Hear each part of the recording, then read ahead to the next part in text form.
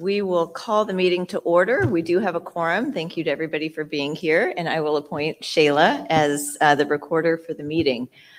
So welcome to our July 12th business meeting. As you know, it's our second business meeting of 2023. We really appreciate your efforts to be here in person. As you can see, we're in a different place from last time. We were hoping to continue our efforts to accommodate more visitors. So thank you to the staff who've arranged this room and to the National Building Museum for being, as always, gracious hosts. Please note that this meeting is being live cast on the Facebook page. So if you are speaking, please press the speaking button on your mic so that the people who are online can hear you. So with that, I'm going to ask Shayla to do a roll call of members and to state any proxies that you are holding. I'm not sure if you're holding any, so that'll be a nice thing to know. Go ahead. Okay. All right. Thank you, Madam Chair. There is one proxy, the Secretary of Veterans Affairs to the Administrator of GSA. Ms. Savage will take care of that. Okay, so our attendance roll call. Chair Bronin. Here. Vice Chairman Tannenbaum. Here. Rick Gonzalez. Present. Christopher King. Here. Jay Vogt. Present. Carmen Jordan Cox. Present. Reno Franklin. Here. Mayor Woodfin. Here. Joe Imamura. Here. Tom Chalecki from DHS. Don't think Tom's here. Okay. Kristen Fontenot. Present.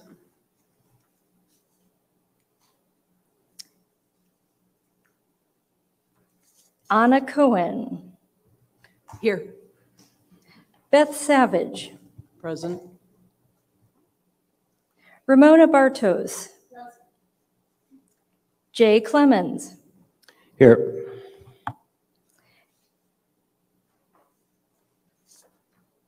And did I miss anyone?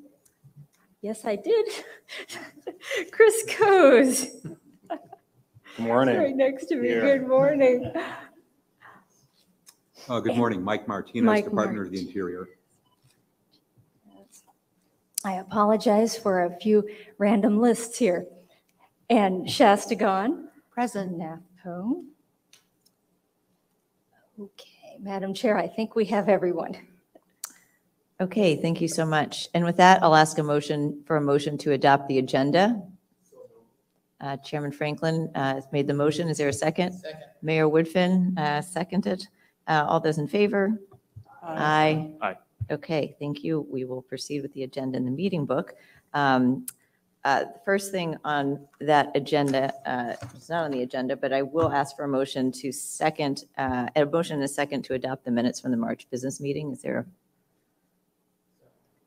I got to get a motion first. I'll make the motion, Reno Franklin. Okay, Chairman Franklin. Second. And Member King will second. All those in favor of adopting the minutes from the March business meeting? Aye. Aye. Okay, so that motion passes as well. All right, so with that, we're going to move to our first agenda item, which is really a few things that I wanted to say this morning. First and foremost, I wanted to welcome a new member to the Advisory Council, which is the Council on Environmental Quality. As many of you know, the Council on Environmental Quality is a partner with us in a variety of initiatives and processes, but their administration of NEPA and their reviews under that act often coincide with our Section 106 reviews. So I was very grateful to the White House for promoting the Council on Environmental Quality, which is a longtime observer to our group, to a full membership. They do replace the Department of Education, but I think with the growing interest in preservation and sustainability and the links with our work and climate change, including our recent draft of the climate change policy statement and our commitment to environmental justice issues, we think we're very aligned, and we're very glad to have CEQ on board. Did you want to say anything, Anna?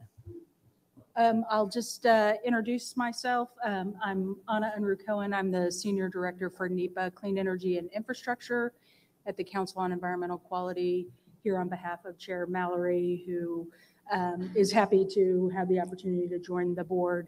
I'm also here with two of my colleagues who you all will likely interact with. Jomar Maldonado, who is the Director for NEPA at CEQ, and Hanina Levine, who is one of our counsels in the Office of General Counsel. So they can wave behind me. Just a personal note, I am lucky enough to live in part of a house that is on the historic register and is an example of converting a historical building into housing here in Washington, D.C. So personally glad to be joining you and discussing those things. Thank you very much. I'll also note we have two new appointed members. You've seen them at committee meetings, but for introduction, Mayor Woodfin, if you'd like to maybe just say hello. Good morning. Thank you very much. And Carmen Jordan Cox, if you'd like to just. Good morning as well. Okay. Wow. That was from a politician, especially. I was thinking there might be speeches, but I know we'll get to know you both, and very grateful too for the president's appointment. And then finally, we have new designees from the Department of the Interior, Mike Martinez, and from the Department of Transportation, Christopher Coase. So for those of you who haven't met both of these guys when we do a break, all of everybody, all five folks, I think that's everybody from the members. I also want to welcome the new chair of the Advisory Council Foundation, Susan Barnes, who is here. And if you'd like to just say hello to. Thank you for asking me to join the table this morning, and I look forward to hearing the deliberations this morning. So the Advisory Council on Historic Preservation Foundation is the 501c9 supporting organization, and they're an observer on the council. So thank you, Susan, for joining. Did I miss anybody? New introductions? Hopefully not. Thank you very much. Okay, so the second thing I wanted to bring up was, an item that I started with last time at our business meeting. So among the things that I set out to do just in these first few months as chair, reviewing and updating our policies, expanding our public presence, but this one, understanding and expanding our capacity is something that's really important for the agency and for the integration and inclusion of federal preservation, of historic preservation across the federal government framework and beyond. So I wanted to just mention a few things that we have been working on behind the scenes and seek your help. We have been making some budget requests to help support our capacity to advise stakeholders on permitting matters. We hope to have an announcement on that soon. I also wanted to raise our interest in the Intergovernmental Personnel Act. So as many of you know, there are opportunities for us to gain support from outside of the ACHP to expand our capacity for short-term staff type positions that are funded externally. So I would appreciate people in this room, maybe people listening on Facebook and beyond, to think about those opportunities to partner to help expand our capacity, because we have an excellent staff. They do amazing work, especially administering the 106 process, but also integrating preservation across the federal government framework. But we certainly, at least in my first cut, always happy to have more help. So you'll be hearing a little bit more about that from me in the coming months, but that's something that I wanted to flag for you that we are working on and to prioritize. Along those lines, I mean, something like legal fellowships and policy fellowships is embedded within that. So just something to flag. I also wanted to note the expansion of the intern program that includes both our longtime paid program for program interns, as well as a program that I started for chairs interns. Now, the chairs internship program started because students contacted me because they were in semester in DC programs and they sought externship credit, or they had funding from their institutions and wanted a place to do preservation work. As you know, there are not a lot of entities that offer students opportunities in historic preservation. There are a few, but my interest as a professor in giving students opportunities beyond the wonderful program that we already had really, I think, made me say yes to starting that program. So we were really grateful that we have 8 chairs interns right now this semester. We hope to continue that program. And again, this is a need that's been identified by students to seek internship or externship credit and to actually get embedded into historic preservation policy. I am totally committed to expanding the opportunities for young people to get involved in historic preservation, and this is one way to do it. So if anybody has questions about that program, please feel free to be in touch with me, but we will be re-advertising it because I think based on I see some of the students in the room, but based on the great time that we've had, we meet weekly, they're working in teams on a variety of projects. This program is a good one. It helps us. I hope it helps them too, and I'm very proud of it, and I'm definitely going to be continuing it. We also should thank the ACHP Foundation for their support of the paid internship program, and of course, anybody who'd like to learn more about your opportunity to support, feel free to get in touch with them. Drew, and I want to thank you and Judy Rodenstein for your help in setting up the internship program. And I wanted to say all of that and spend some time on that because that is a really important thing that this federal agency can do and is doing, and I want to make sure that everybody's aware of it. Okay, Oak Flat. So a couple months, so many of you know what this issue is, but just I wanted to make sure that you knew that we were continuing our efforts to play our role as outlined in this federal framework of preservation. I have met with members of the San Carlos Apache tribe. They expressed appreciation for our 2021 comments on the congressionally mandated resolution copper land exchange. Again, you have some background on this because we talk about it frequently. The tribe also asked that we stand by our recommendations from that 2021 letter, which included in part a recommendation that the Secretary of Agriculture work with Congress to reverse the land exchange to ensure the protection of the sacred Oak Flat, as well as other historic properties that stand to be affected by proposed mining activities. So I've been making efforts to make sure that the administration is aware of those 2021 comments. I continue to await as the Department of Agriculture goes through their process, reply to those comments.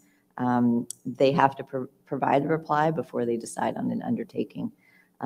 Later on the agenda, we will be entertaining a motion to once again support legislation that would reverse that land exchange and withdraw Oak Flat from future mining. So I encourage you to consider that proposal in light of our past efforts and the efforts that I've been making pursuant to our 2021 comments. Okay, and with that, the last thing on my list that I wanted to reflect on and get actually member votes, comments on, comments from yesterday's field trip. So some of us attended, including members, staff, and interns, attended a field trip out to Frederick, Maryland, to observe really a public-private partnership that is helping to train people for preservation trades. We should thank Nick Redding, the president and CEO of the Campaign for Historic Trades and Preservation Maryland, and Moss Redley, the superintendent of the National Historic Preservation Center, for hosting us. As you may recall, the ACHP had a 2020 policy statement on workforce development. We certainly, I think, in this room and across the membership remain committed to helping promote a trades workforce. Yesterday, we talked about a few ideas about how we might continue to do that, and that includes supporting efforts to expand federal support as they draft and promote legislation on that point. It's certainly something we can consider supporting in our role as advising Congress, helping them develop templates for state and local governments to boost workforce programs based on successful programs, including in Maryland, helping them publicize their efforts, and actually helping them do research. So research is one of those things that the ACHP can do, and we hope to do through expanded support, both through expanding fellowships and staff, but also with support from the ACHP Foundation. So with that, I'm going to turn it over to Member Vogt for any comments and your observations, because your committee has been active in discussing the workforce topic. Well, I thought it was a very good field trip, and I'm glad we were able to do that. We were at the Historic Preservation Training Center. That's a National Park Service facility in Frederick, Maryland. The interesting thing is they're basically a they're funded by fee for services. And so they do a lot of work in order to pay their bills. They get a $900,000 budget of money to start with, and then they have to raise all the rest of their money. But they really see their mission as training people to go out and do this work. And that's really what they want to see happen. It's a partnership, as the chairman said, with the Maryland Preservation Commission. They want to expand their current facility.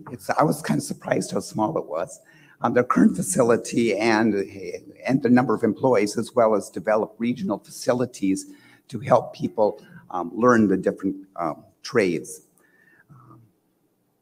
They made the comment there are hundreds of millions of dollars of people working in historic preservation nationwide.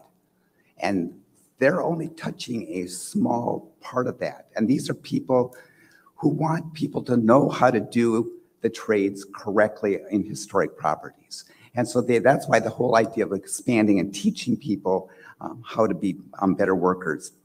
They see it as a public, private, nonprofit system, and they want to develop apprenticeships throughout that aspect to make it much more effective. I thought it was interesting in terms of workforce development. They said they're rebuilding America. And I thought, oh, that just felt so good. You know, coming after the 4th of July, they rebuilt America. And so they're looking at a program where they can take people who are currently working in the field, whether they're working in woodwork, masonry, whatever it might be, and teaching those people who are already working in that field the specific skills needed to do it in historic properties, and maybe providing certificates of certification for those people so that they can go out and promote that my company has people on staff who know how to do this historically. I thought there was they were kind of at the beginning of it, they were kind of joking that there's such thing as being a carpenter and being a craftsman, and they saw themselves as craftsmen. And they had machine work and hand work. It was just amazing the amount of stuff they did. And they worked on teaching how to take care of windows, which is a common concern that we oftentimes have, doing lead abatement, masonry. And they say the technology is changing so fast that the National Park Service briefs aren't able to keep up with the changes in how to do particular work in those areas. And they wouldn't even necessarily rely on saying, look at this brief in order to know how to do this now, because things have changed so much. As an institution themselves, excuse me, they're working on the White House, and they're also working at Arlington National Cemetery and the Memorial Amphitheater. So it's just fantastic, the work that they're currently doing, so we can see the work that they do. They did ask, as the chairman said, for assistance from the Advisory Council, and we feel strongly that we can support their policies, and look at federal, state, local policies to maybe assist in developing those and helping those, being an advocate for that kind of work that they're trying to do, provide them publicity of the work that's being done. But really, when it gets down to it, it needs to be a private project with a public aspect. It's not a public aspect project with the private aspect. We got to get it on the people seeing it as being a private project, so that fundraising can be far more effective with the work that they do. And that's something we can't be directly involved in, but we can sure provide advocacy and publicity of the work that they're doing. It was a great day. And then at the end, we had this lively discussion of work that could be done and where we can assist and where we individually can assist and that type of thing. Thank you. Thank you very much. And thanks to both Tanya, Devonish, and Drew for helping to arrange that meeting. I will say, just as a footnote, I did attend the Campaign for Historic Trade Summit in Providence last month. I was really impressed with the amount of the cross-section of organizations that were participating. And so I know that this is a growing movement that we can support. I mean, also on the road, I've been to the Docomomo Summit, to the Historic Tax Credit iPad Conference last week, or last month. Been talking with the Olmsted Network, met with the Deputy Chief of Mission at the Japanese Embassy. I'm really trying to get around. So just if you see an opportunity for us, me, Jordan, Reed, to participate in a public conversation that in any way touches historic preservation, we will travel. At least I will travel. So please call on us. Okay, with that, I'm going to turn it over to the Executive Director's report. Thank you. All right, good morning, everybody. It's good to see you, and especially in person. It's a nice treat. I noted that many of us were having conversations about the fact that we have worked with you for 4 years and are just meeting you in person for the first time. So it's a pleasure to see you all here. I wanted to cover just a few things quickly in my report. One, and I wanted to acknowledge that since our last business meeting, the ACHP has fully reopened.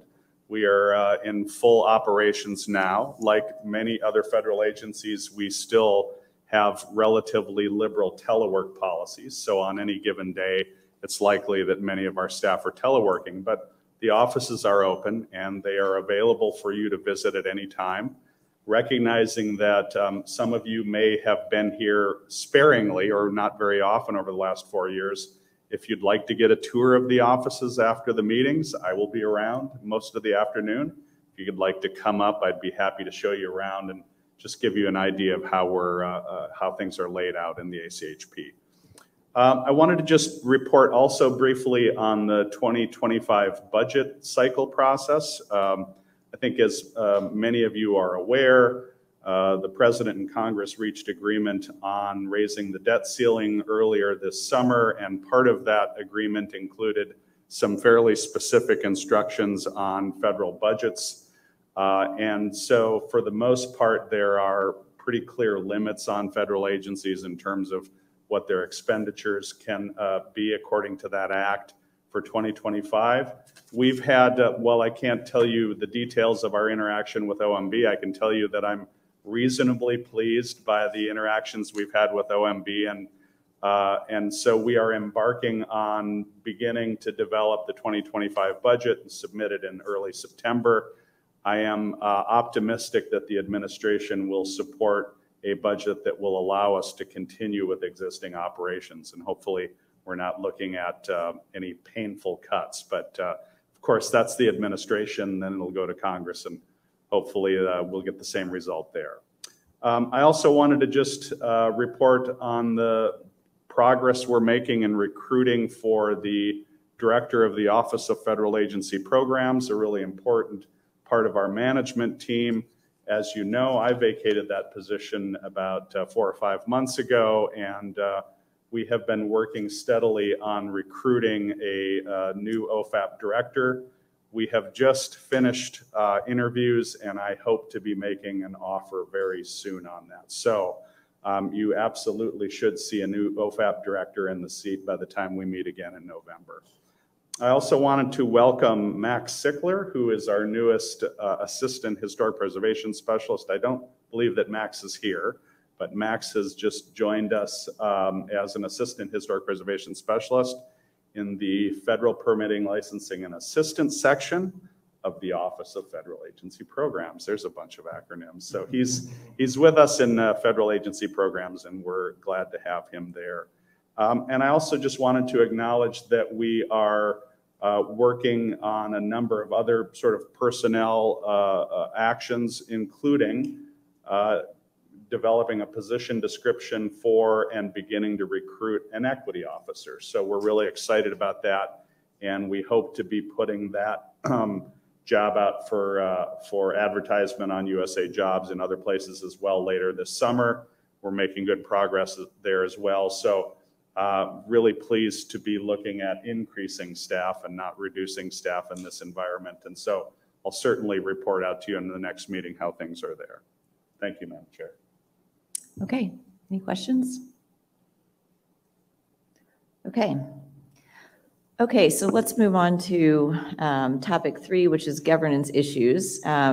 These are, I think, really important because they help frame the way we do our work and help us get organized across the council and staff. As you know, we have a large council of 24 members and a relatively small staff, so we have to continually align our written processes with the way things actually work, and we also have to keep looking ahead to make sure that how we are setting ourselves up makes sense for the future. So to that end, in my review of policies, all of our written policies and documents, one of the first things that between Reed, Javier, and myself thought were worth tackling were these operating procedures. These lay out beyond our statute, beyond our regulations, how the council will act internally. As you know, they set out how we will establish committees, how staff and members communicate, and how we make decisions. So they are really important. The operating procedures are really important because they govern a lot of what we do. So as you know, we've sent out, I think, 3 drafts at this point, including both an initial memo describing why we thought the operating procedures needed to be reviewed, putting our amendments into a few topical overview areas, and then refining based on your comments. Thank you so much to each member who provided comments and who participated in the meeting and provided comments even after the meeting. We hope we've been able to address them and weighing, at least in our responses, staff capacity, past practice, current practice, and again, looking forward to the future. So I know we've gone through a few rounds, but these are very important. So I want to make sure that we've assembled all of the feedback. So I'd be happy to, and I know Javier, Attorney Marquez is also available for any technical comments, and of course, Reed as well. Yes, Member Jordan Cox. I just have one grammatical item. I'm very supportive of the procedures and the changes. But under the statement of policy, second paragraph, says the membership set. Oh, I'm sorry. I said I'm very supportive of the procedures and the recommended changes. I just had one grammatical item under statement of policy, second paragraph. I think that it should say initiates, approves, and exercises. I think the S is missing. Second paragraph starts off with the membership sets general policy for programs and activities, and then it goes into initiate, approve. I think it should be an S on the end of initiates, approves, and exercises. Okay, so this is in section 1, page 1, second paragraph under section 1. Correct. So I think that we will take that friendly amendment. Good, thank you. Thank you very much for reading. Any other? Yes, Sharon Franklin. Are you ready for a motion to adopt? Oh, I just want to be sure that there are no other questions or comments. I will jump in. Christopher Coase, DOT. I know there has been back and forth conversation. I just want to get a little backstory on the theory around removing the credentials committee. Oh, it's, as far as we know, hasn't been assembled in some time and is not used, but maybe I'll turn to Attorney Marquez for comment. Yeah, that's correct. It hasn't, I've been here 24 years or so, and it hasn't been assembled since I've been here. But I don't know what the question is now. No, that was helpful. I just wanted to know the backstory of why that was proposed as striking. Thank you. Any other questions or comments? This is a little picky. Please forgive me as a lawyer, but just in the introduction, the last sentence, talking about the executive director, it said the staff which is overseen by an executive director. And then in the 5th paragraph down, the executive director supervises the staff. I realize we're trying to find different words. I get that. But maybe we need to be more consistent in that respect. Picky, but there you go. Reed, do you have a preference between oversees and supervises? Let's go with overseas. Yeah. Okay. All right. So I have a second amendment to paragraph 4 in section 1, supervise to oversees. Any other big or small things? Seeing none. Oh, sorry. Oh, yeah, sure. We got to go through our notes. So there's, regarding the member designation, there's a move to require a 2-year re-up. I would like to propose an amendment to making that 4-year, at least to be aligned with a typical presidential term. More importantly, I think it also signals that for our agency like ours, we have great career staff who most people know outlast a lot of us. So I think it just creates a much more longer continuity. So just want to put that on the table. I'm sorry, which? So under the member designated observers, we have pursuing the observers shall be fixed term, not to exceed 2 years. I'm recommending that we extend that from 2 years to 4 years to extend the continuity, particularly with the career staff. So those terms, and we can, this was a question that came up from someone else as well, whether those were renewable. So the terms are intended to be renewable. There's not a term limit. I would just flag, just in terms of from a federal agency standpoint, every 2 years is actually a kind of a regular bureaucratic challenge. So you may have people come in and out. Having career staff who kind of overlaps some of those natural ins and outs of federal agency would go a long way, where at least you won't have career staff coming up at a critical time where there may not be the respective political leadership. I think we'd have to think about that one because members include both federal agencies and expert and public members. Totally agree. I think this is one of the points of like I think one of the value adds of having our observers here is just having that level of continuity that may, again, provide some baseline for the overall operations of the organization. And I think that's true not only for federal and also just those who are outside as well. Attorney Marquez, do you have any comment on this or light to shed? I know we talked back and forth with about the 2-year time frame, and one of the things that I observed in going through our records was that, in fact, we didn't really have good records of who was actually appointed to be an observer from amongst the agencies. So doing that review brought to light that we had actually not much on the books. So our thought here in drafting a 2-year requirement was to make sure that agencies didn't simply, or agencies, or I guess any other authorized party, including our 3 institutional members, didn't simply appoint somebody that had no end term, which we did not see really end terms on a lot of the observers. But Javier, did you have any? Nothing really to add to what you said, but part of it is the practicality of just keeping track of these folks. Sometimes they're designated and then, 4, 5, 6 years pass and they're not even at their agency or their organization anymore. So I think that was part of the thinking as well. If you set up a 2-year period, then it's easier for us to track, I guess. Just better record keeping.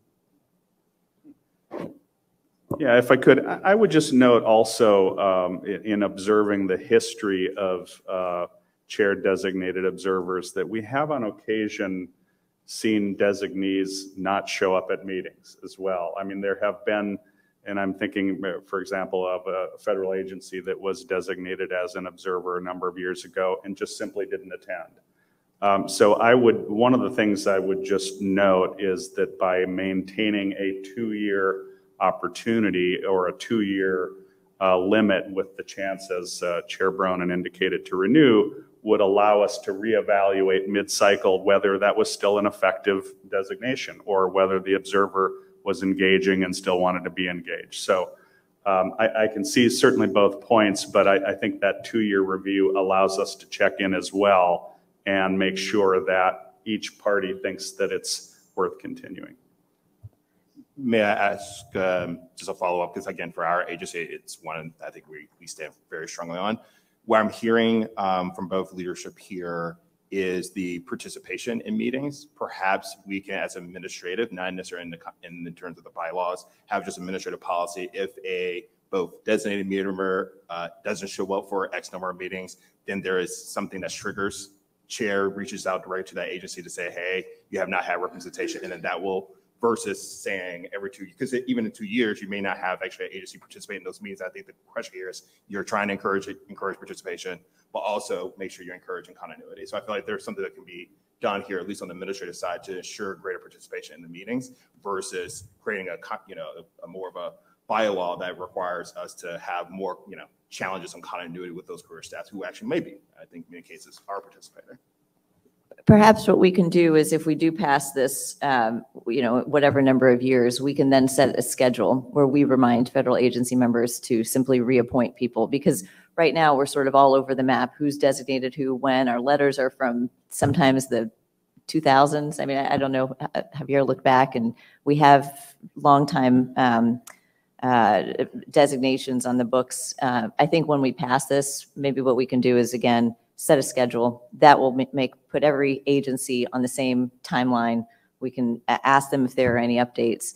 And I think in general, for agency observers, we certainly, they participate in committee meetings. We have, a lot of different ways. And I don't think we've ever booted anybody from a committee meeting. We're glad to have people at our meetings.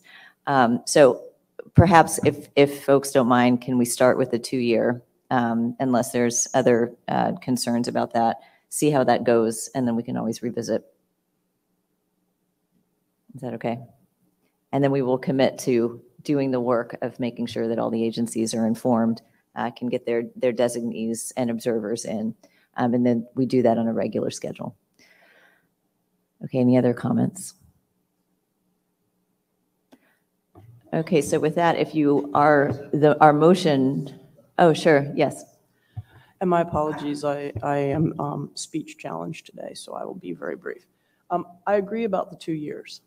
The administrative burden of trying to get new designation letters through some of the bureaucratic processes that all of us need to submit to is really challenging.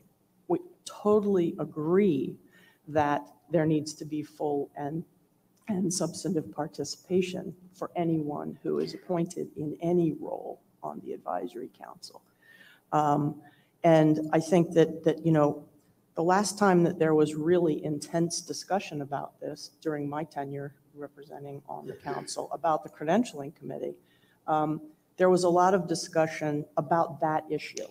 How do we, the agencies bearing responsibility as well as the council, jointly having active participation in council business? And so I do think that the 2 years is pretty short. I think that the concept is a sound one that we would all like to support.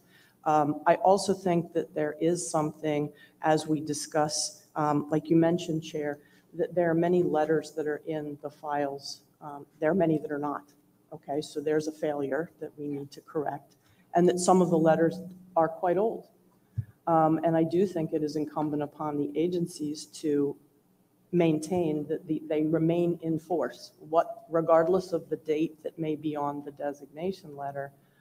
The discussion we had previously also, particularly for designees, included designating positions that were unchanging within our bureaucracies for meeting the standard that is set in the appendix. Let me just clarify that this provision that we're talking about is about observers, not designees. So the designees can last forever if they're designated as a position. I understand, but it's all part of the same problem solving that I think we're trying to do.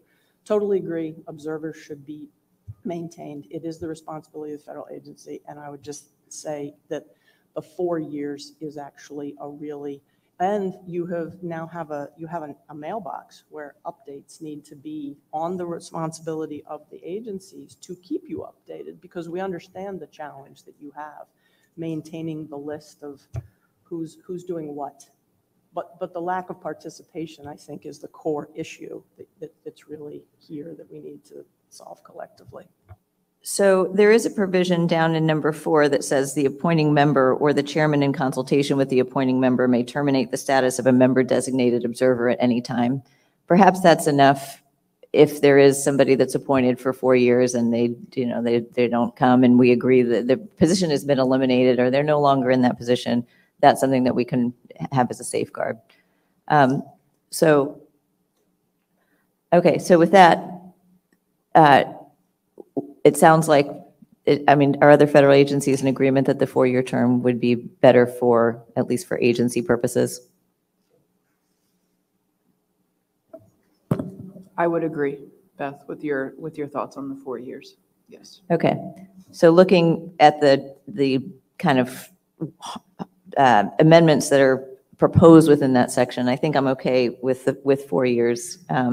So I'm going to, if there's no other comments, I'm going to turn to Chairman Franklin, who is our motion maker today, and suggest that you make a motion with 3 amendments, which include 3 grammatical corrections to the verbs in the 2nd paragraph of section 1, a word change from supervises to oversees in the 4th paragraph of section 1, and a change in section,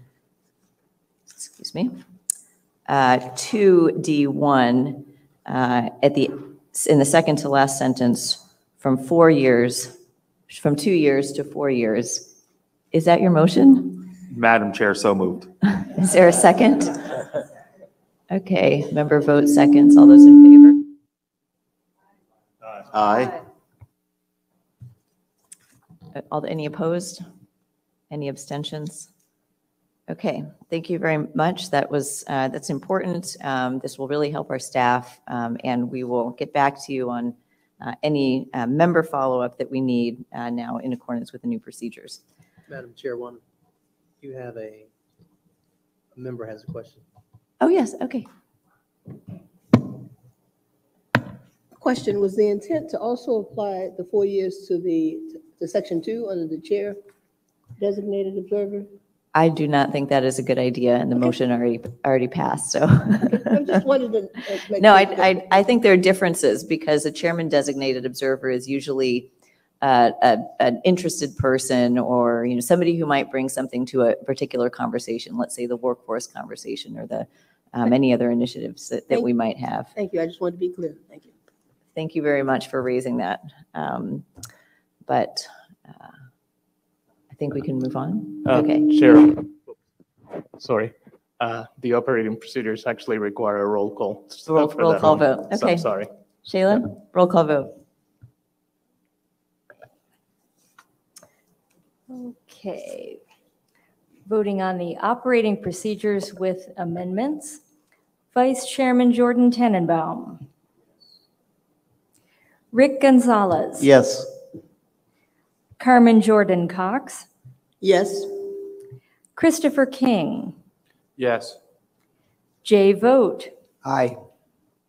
Chairman Reno Franklin. Aye. Mayor Randall Woodfin. Representing the Secretary of the Interior, Mike Martinez. Aye. Representing the Architect of the Capitol, Joe Imamura. Yes. Representing the Administrator of GSA, Beth Savage. Yes. Representing the Secretary of Transportation, Christopher Coase. Aye. Representing the Secretary of Homeland Security, Tom Chalecki. Yes. Representing the Secretary of HUD, Kristen Fontenot. Yes. Representing the Chair of the Council on Environmental Quality, Anna Unruh Cohen. Yes. Representing the Secretary of Veterans Affairs, Proxy, Beth Savage. Yes. Nick Schippo, President, Ramona Bartos. Aye. NAFPO Chair, Shastagon. Aye. Representing the National Trust Chair, Jay Clemens. Yes. ACHP Chair Sarah Bronin. Yes. Madam Chair, that motion passes with 19 ayes. Okay, thank you again. We really wanted to pass those, so we've had to vote twice. Very much appreciated. Okay, next topic along very similar lines are committees called in our operating procedures, subgroups. Again, in reviewing the way and having the benefit of now 2 rounds of committee meetings, as well as observing participation, level of discussion in those committees. I've been talking a little bit with our vice chairman, committee chairs, and Reed Nelson about how our committees work, and I'd really like your feedback on this topic. I made a few notes about the kinds of things that we've talked about, so I'd just like to share a few thoughts. And these are, again, thoughts that I'd like to get your feedback on before making changes as members. So the committees are really a way for members to vet, initiate, and evaluate ideas before they get to the full council. It makes our council meetings smoother, and it also raises issues that, of course, we can't do in the format of a business meeting, simply because otherwise we'd have week-long business meetings. Which actually would be totally fine, right, Reed? So as you know, we have 4 major committees currently: the Native American Affairs Committee, Preservation Initiatives, the Communications, Education and Outreach Committee, and the Federal Agency Programs Committee. In reviewing the committees, it seemed like one committee that should stay as is, pretty much, is the Native American Affairs Committee in our discussions. Yes, you're perfect. Don't change.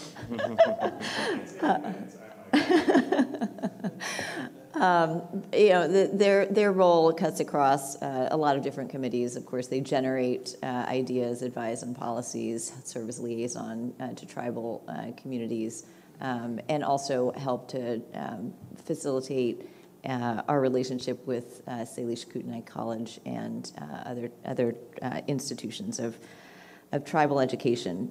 So that, again, cuts across multiple, the discussions are lively, they're important, and they need their own forum, and so it seems like the scope of that committee might be left intact, again, with your input. The remaining 3 committees, at least from my observation, might benefit from clarity, because there is a lot of overlap between these committees. And for those of you who are members of multiple committees, you probably do see that sometimes we have similar agenda items. When it comes to preservation initiatives, that committee is extremely busy right now. It encompasses a variety of topics, but the core topics in that committee, to me, include policy and legislation. And so one thought might be to recast what is the Preservation Initiatives Committee to a Policy and Legislation Committee that really focuses sharply on that advising role of the Advisory Council and does what it has been doing, which is to initiate, vet, and analyze policy, but plays a more direct role in really focusing discussions on legislation, and then taking out from that committee some of the other things that committee currently focuses on, simply because of the volume, and the volume that I think will continue, at least while I'm here. I'm very interested in our policy and legislation function. So again, one thought might be to change that from preservation initiatives to policy and legislation. With regard to the Federal Agency Programs Committee, of course, a lot of the work in that committee revolves around Section 106, discussion of program alternatives, discussion of policies and procedures. It seems like the members that are interested in that committee might also be interested in governance.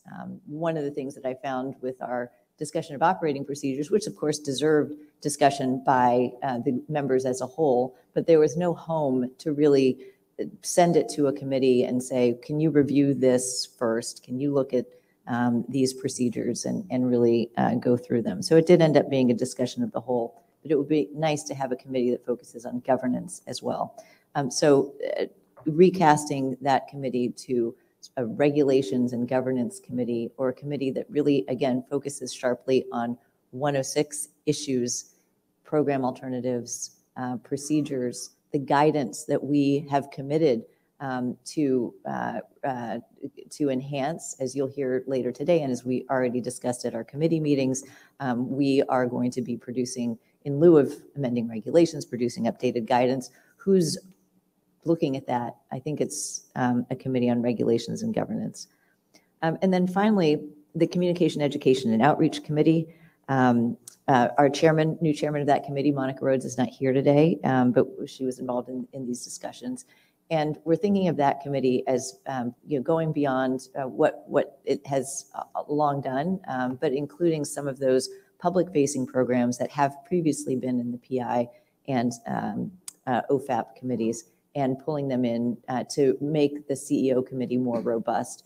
So to make the CEO committee a place for high-level strategic planning for communications, discussion and development of public-facing reports like the Section 3 reports, and also the development of and publicity for research agenda for the ACHP, which is something that we need to float and we need to work on. So again, giving that committee more robust content in terms of the reports that we're required to produce, and the research side, which our Chairman Rhodes is interested in developing as well, might be, again, a way to just enhance what it has already been doing. And then finally, to develop a committee chairs committee, a sort of steering committee, and whose scope would really be to advise on meeting agendas. And we do this informally, but we could make it a formal committee or not, but really a committee of committee chairs that would help to discuss time-sensitive issues and advise me and Reed on things that come up in between our meetings. I do find that there are things that I want to comment on publicly or do. And I think having maybe a formal sounding board might help with that. So those are just some preliminary thoughts. I'd welcome your feedback based on your experience in the committees. I want for the committees to be a place where you find that your voice can be heard. And I see Dr. Bartos has her mic on, so I will stop talking. Thank you, Chair Bronin. Very all-encompassing, very, I think, sound ideas here. However, I am a little uncomfortable with introducing the word legislation into a committee. I think that might be, I look to my federal agency partners, there might be a little bit of discomfort with that. I just wonder if maybe we could just leave it to policy committee or something, or preservation policy committee, because legislation ultimately is the implementation of policy. So it might have a little bit of a lobbying flavor that might confuse those outside of our agency. Okay. So, thank you.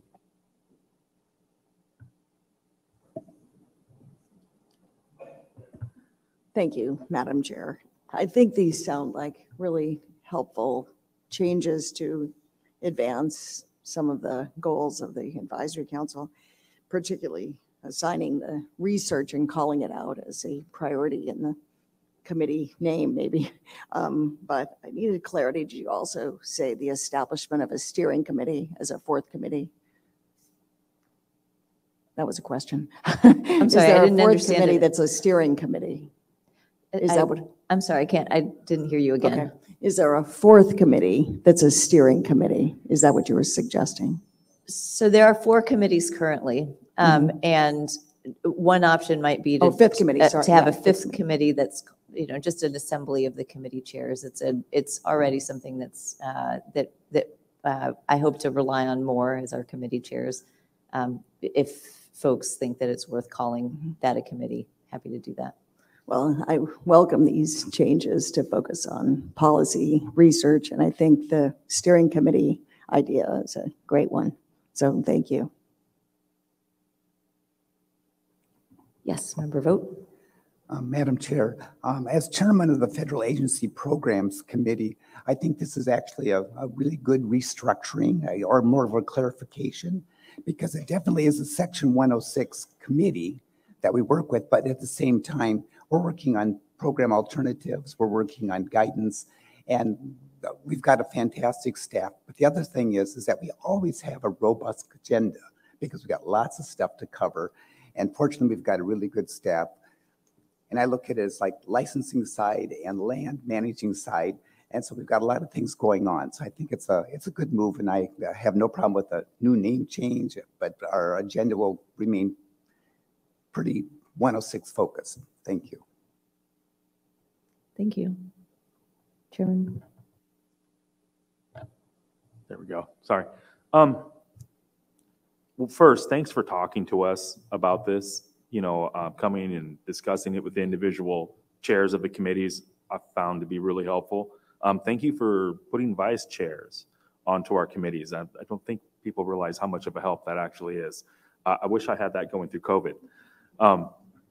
Yeah, I've kind of been, doing this for a little while too. Some of y'all have been on for more than one chair and have been through different processes. And the first, as an observer, those meetings went on for 3 or 4 days, and Reed talked the entire time.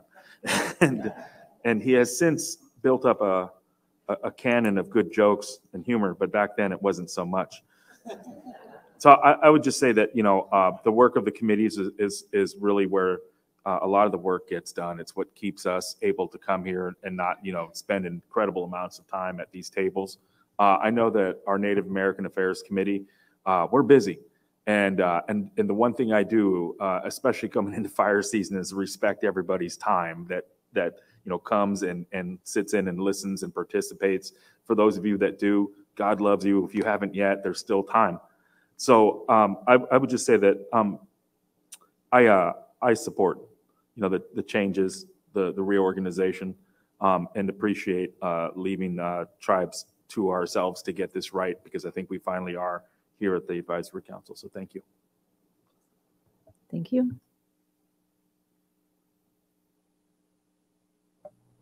So I guess my question would be, as a federal agency, is there a problem statement? What problems are we specifically trying to solve? And I guess maybe we'll get into that discussion in a bit, but it's brought up on the legislative side. As a federal agency, I'd be concerned with what are the main issues or problems driving what we're trying to do. I'm not against it. I'm just saying I'm just curious as to what are the key problems that you're seeing.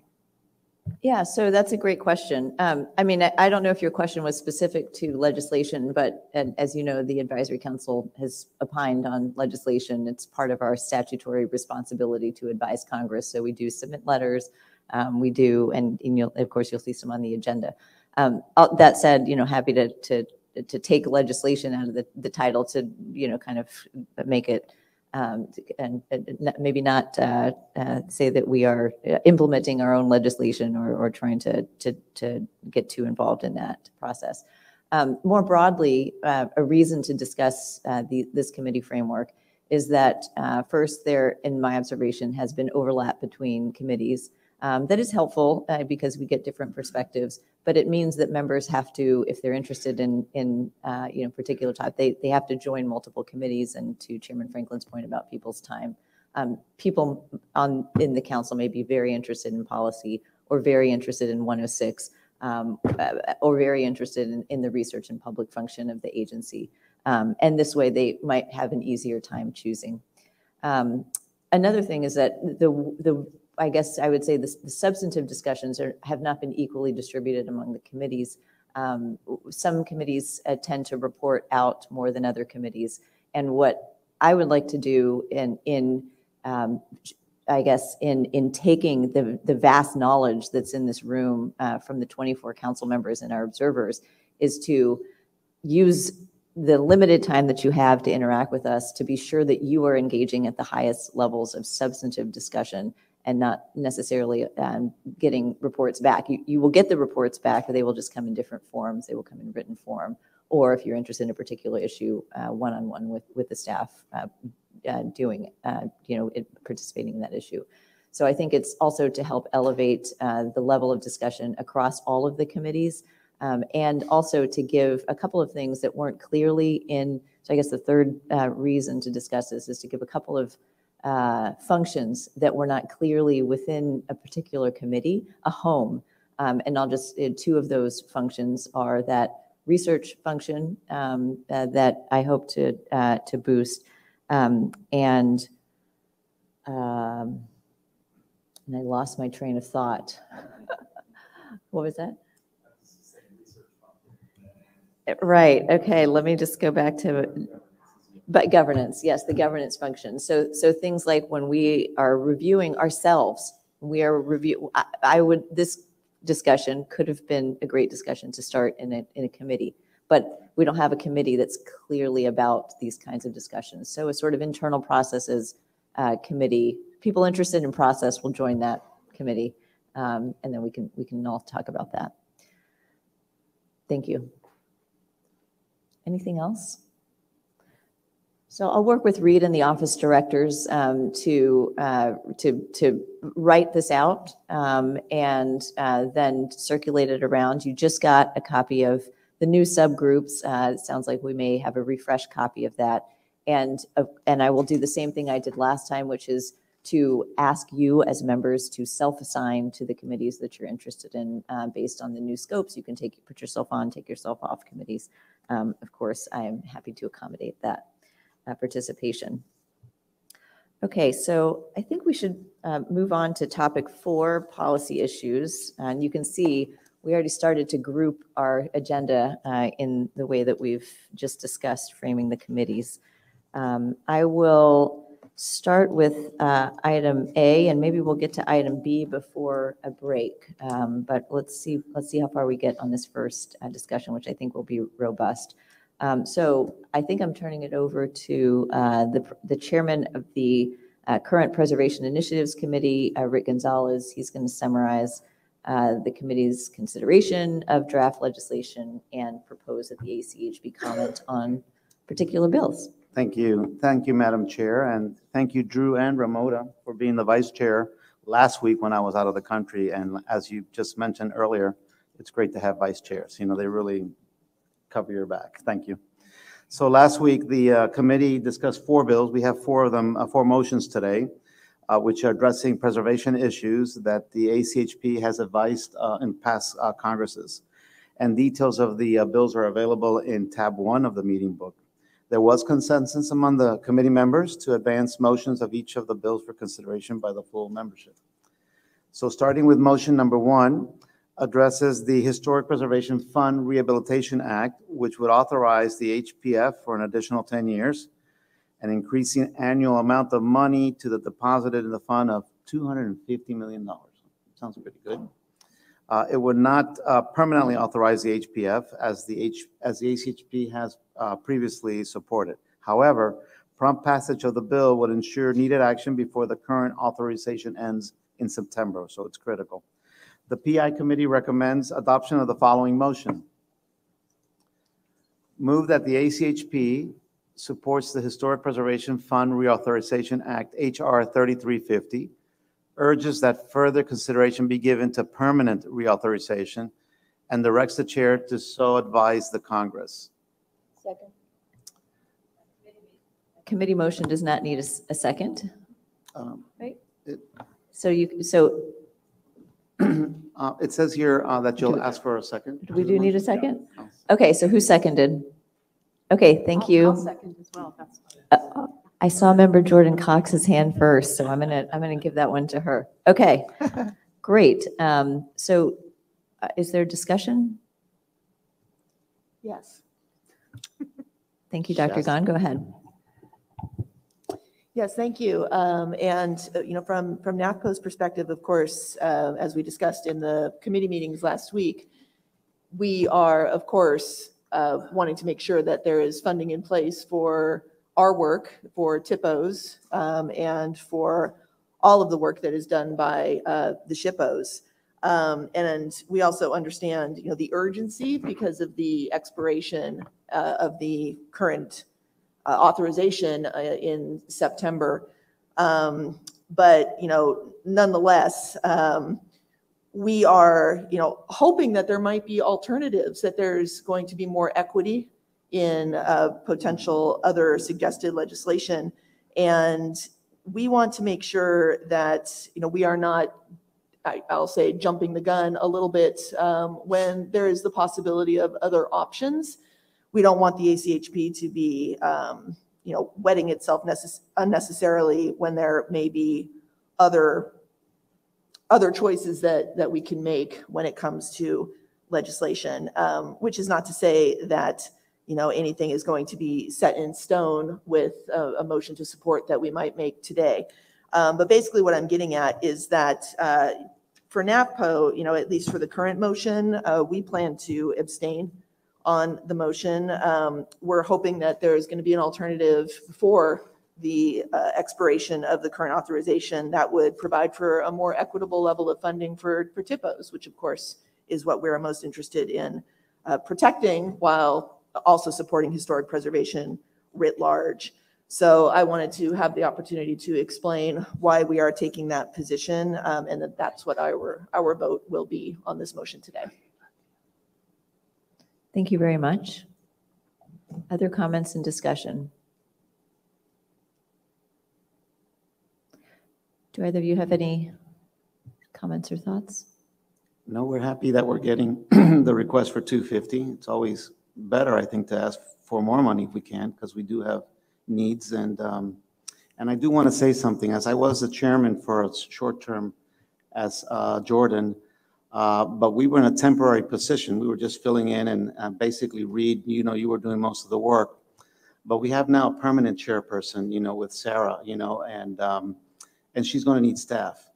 So one of the things that I'm most concerned is that how can you lead an organization of this size just by yourself, without an assistant or several assistants, whatever the need might be. So I hope we keep that in mind as we start working on our budget for 2025 or sooner. Thank you. As we focus on the Historic Preservation Fund, Bill, did you have any other? Yeah, I just had one question. I was wondering, so permanent reauthorization on the other side, as you probably all know, and some of you don't, I do a lot of healthcare work as well. And Indian Healthcare Improvement Act was something that was passed every 10 years, and then it took us 20 years to get it reauthorized. I hate non-permanent reauthorization. So I'm just wondering if anybody can tell me why that wasn't included inside of the bill? Ramona? Chair Brown, Go ahead. I can try to give a whirl to that. Good question. There has been an effort over time to try to get permanent reauthorization following on the heels of the Land and Water Conservation Fund, LWCF, which came a few years ago as a permanent reauthorization. That was a very heavy lift. Our colleagues at the National Trust were a big help with that. But I think given the current climate, I think we started the meeting talking about we have some restrictions as far as federal budgets and so forth. And this is a bipartisan piece of legislation, which says a lot right there, in my opinion. So given that if Congress does not act before September, we will be in an unauthorized position. And these dollars come into the national network of both SHPOs and TIPOs. And I'd rather try for something as pragmatically as we can under the circumstances rather than come away with nothing for anyone. So I appreciate very much our colleagues at NAFCO's position as well. But again, it's a bipartisan bill trying to get us forward and look to permanent reauthorization in the future. And the last one was 7 years, I might add. So this is 10. So this is a little bit better. Thank you, Chair. I do think there's a line, at least in the motion in the meeting book, that urges that further consideration be given to permanent reauthorization. So I think that's an easy thing for the advisory council to take on, continue that drumbeat. Any other comments on this one? Okay, so we do have a committee motion and a second. And with that, I'll ask for a roll call vote. Okay, voting on our first legislative motion, Vice Chairman Jordan Tannenbaum. Rick Gonzalez. Yes. Carmen Jordan Cox. Christopher King. Yes. Jay Vogt. Yes. Chairman Reno Franklin. Yes. Mayor Randall Woodfin. We'll come back to him. Representing the Secretary of the Interior, Mike Martinez. Abstain. Representing the Architect of the Capitol, Joe Imamura. Yes. Representing the Administrator of GSA, Beth Savage. Abstain. Representing the Secretary of Transportation, Christopher Coase. Abstain. Representing the Secretary of Homeland Security, Tom Chalecki. Abstain.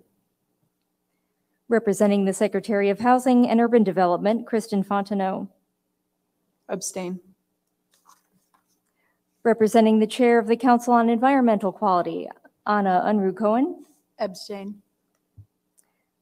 Representing the Secretary of VA, Proxy GSA. Abstain. Nick Shippo, President, Ramona Bartos. Aye. NAFPO Chair, Shasta Gon. Abstain. Representing the Chair of the National Trust, Jay Clemens. Yes. ACHP Chair, Sarah Bronin. Yes. And Mayor Wood. Did Mayor Woodfin. Yes. Thank you.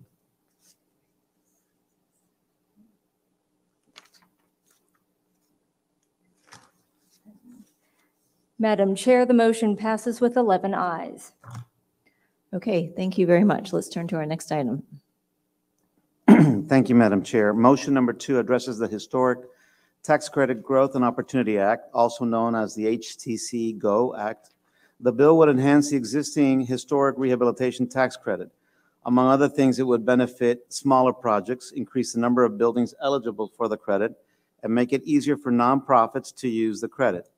The PI committee recommends adoption of the following motion. Move that the ACHP supports the Historic Tax Credit Growth and Opportunity HTC GO Act S639-HR 1785 and directs the chair to so advise the Congress. As someone that works on small projects and with a lot of nonprofits in historic preservation, this is very, very needed. So thank you for pushing this forward. Is there any discussion on this one? I'd like to offer a second. Did someone second? I'd like to offer a second, please. Okay, sorry about that. Thank you. We have a second from Dr. Bartos. Any comments? Okay, we'll move to a roll call vote for this one.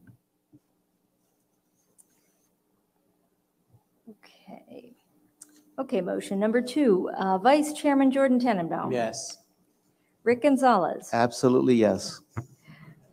Carmen Jordan Cox. Christopher King. Yes. Jay Vogt. Aye. Chairman Reno Franklin. Aye. Mayor Randall Woodfin. Yes. Representing the Secretary of the Interior, Mike Martinez. Abstain. Representing the Architect of the Capitol, Joe Imamura. Yes. Representing the Administrator of GSA, Beth Savage. Abstain. Representing the Secretary of Transportation, Christopher Coase. Abstain. Representing the Secretary of Homeland Security, Tom Chalecki. Abstain. Representing the Secretary of HUD, Kristen Fontenot. Yes. Representing the Chair of CEQ, Anna Unruh-Cohen. Abstain. Representing the Secretary of VA, Proxy GSA. Abstain. Nick Shippo, President, Ramona Bartos. Aye. NAFPO Chair, Shasta Gon. Aye. Representing the National Trust, Jay Clemens. Yes. And Sarah Bronin. Yes.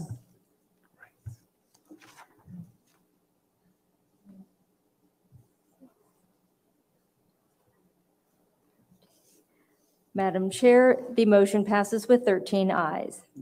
Thank you very much. Turning now to our third legislative discussion. Thank you, Right.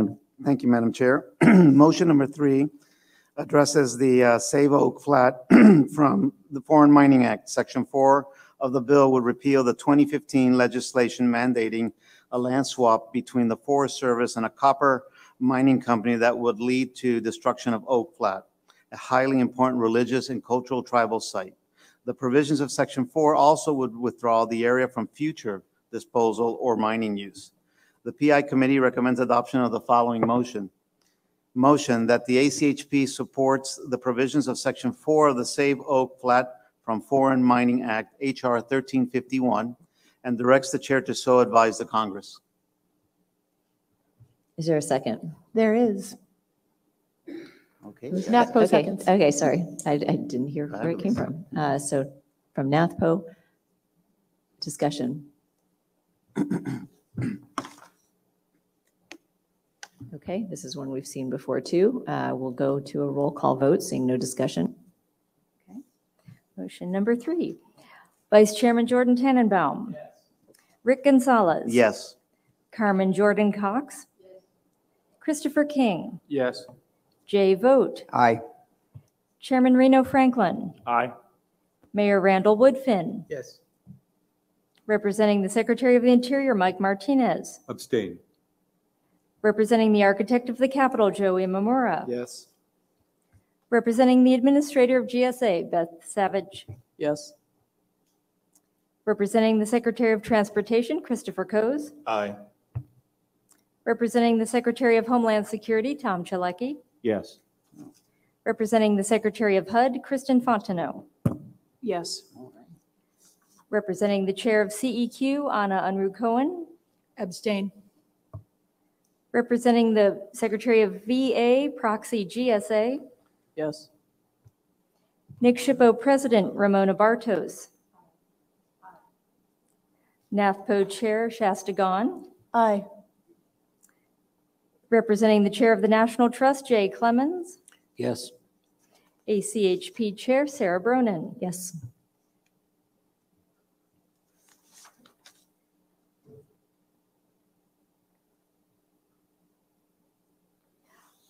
Madam Chair, that motion passes with 17 ayes.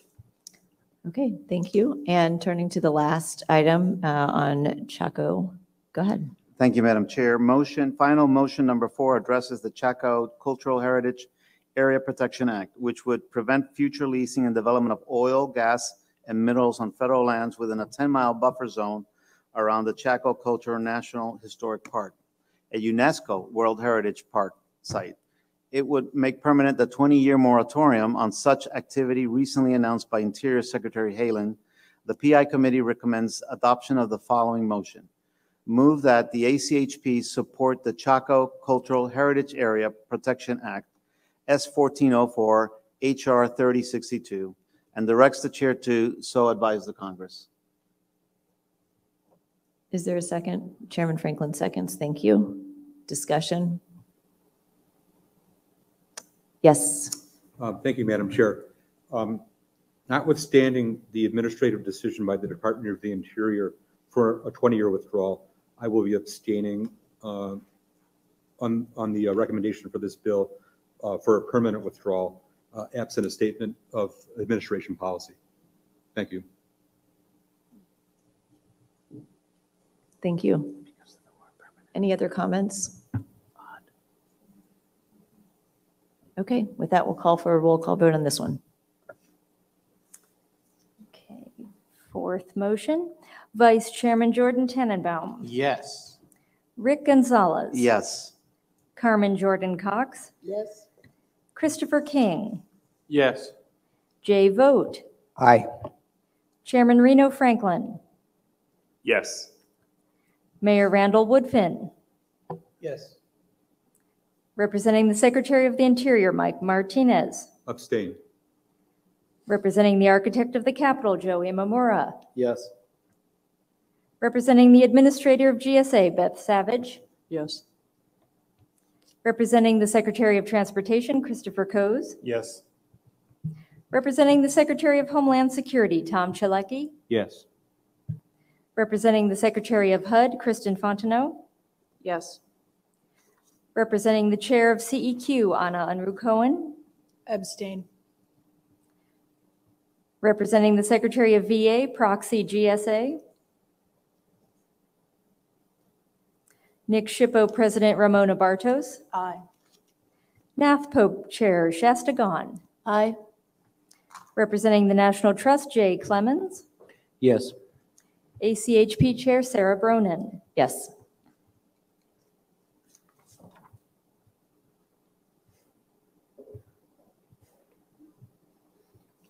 Madam Chair, that motion passes with 17 ayes. Thank you very much for everybody who voted. I do want to say, of course, the last two items are site-specific items, very important to us. We've seen them again. Similarly, we've seen them before. Similarly, we've seen the broader topics covered in the first two legislative proposals before.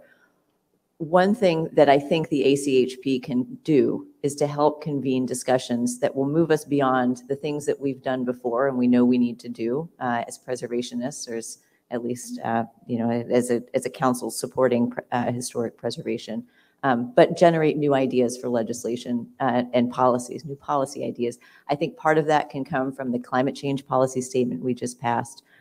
Some new ideas might emerge in our discussions that we convene in the housing policy statement that we will be discussing next.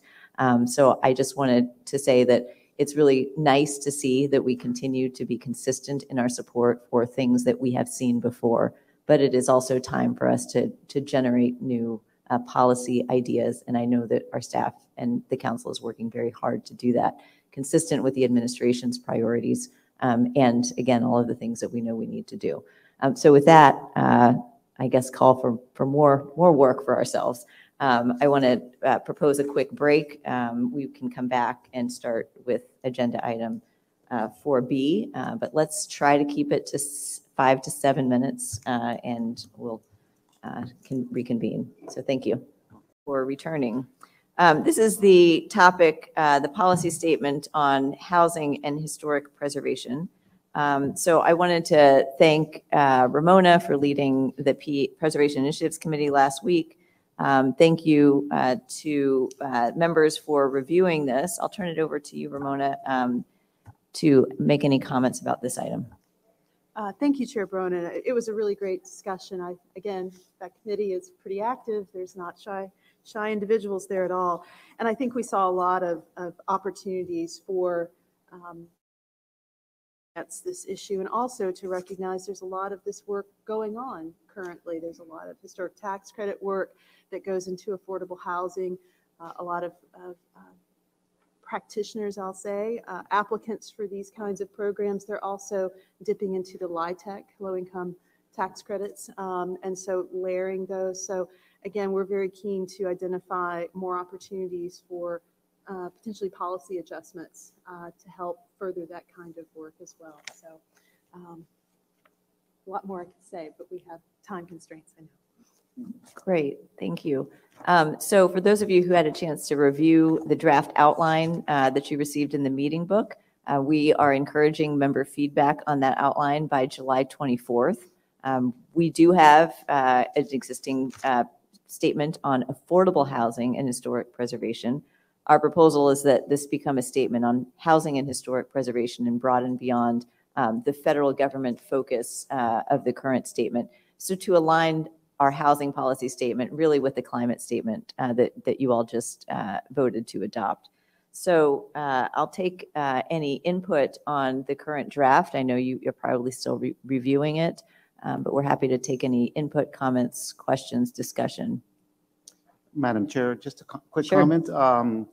One is that when converting commercial buildings, we spoke about this a little bit yesterday, to residential use, the building codes are very, very difficult, so we need to think about that. How can we maybe make some changes there, and convince people to do that?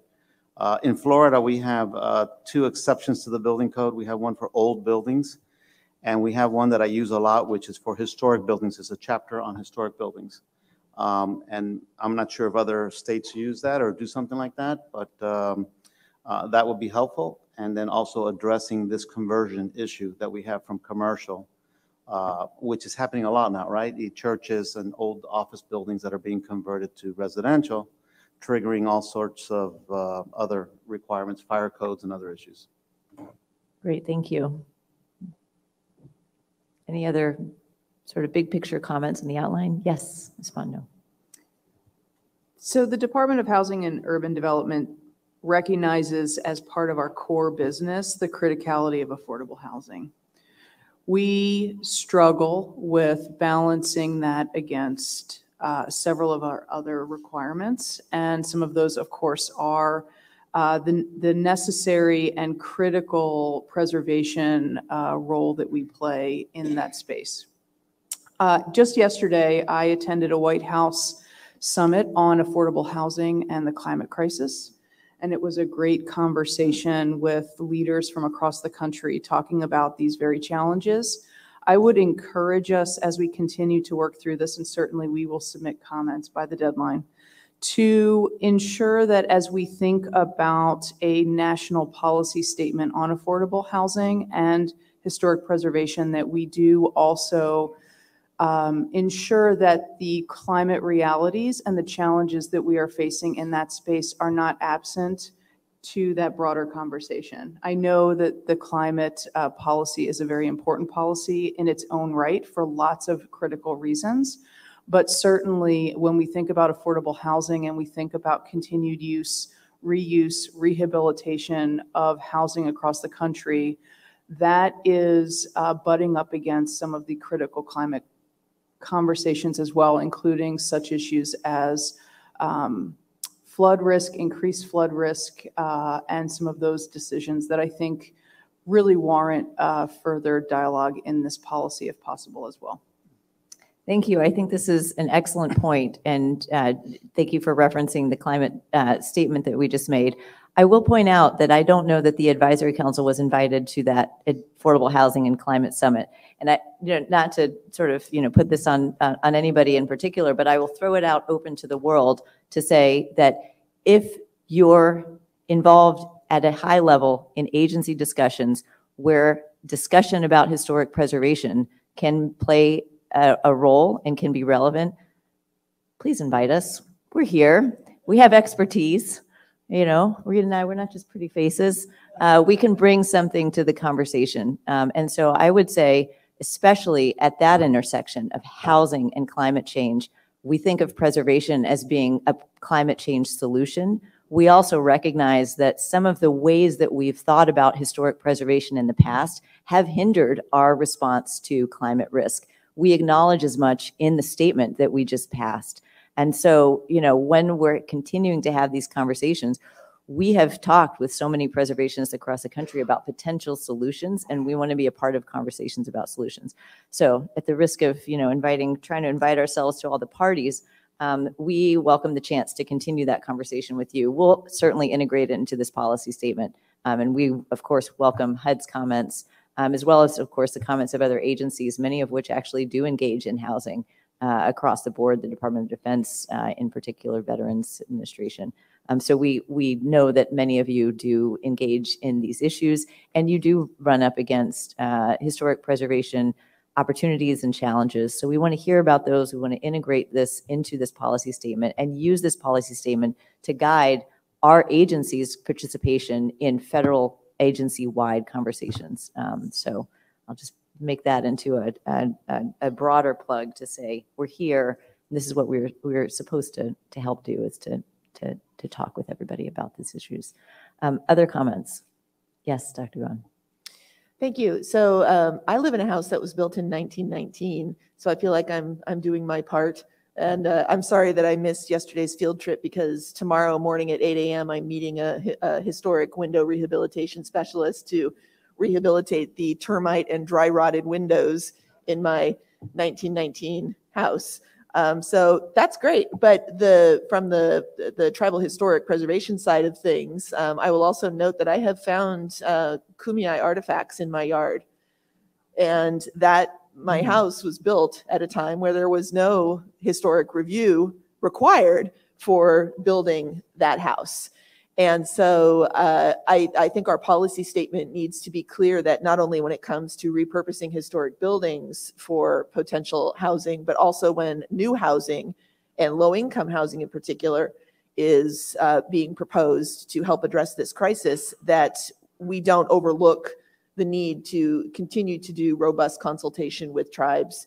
One of the things that we're seeing happen a lot, and this is happening in California, is legislation that is, in the interest of streamlining the process and removing regulatory barriers, there are loopholes being created where applicants for housing projects don't have to do historic preservation review with tribes, and we had to do a whole new set of legislation to close that loophole at the state level. I don't want to see that happening here either. And we're seeing it happen with the climate crisis as well, with fast tracking projects and programmatic agreements that might be making it possible to do less when it comes to consulting with tribes. So our position has always been that consulting early and consulting often is actually going to save you time and money on these projects.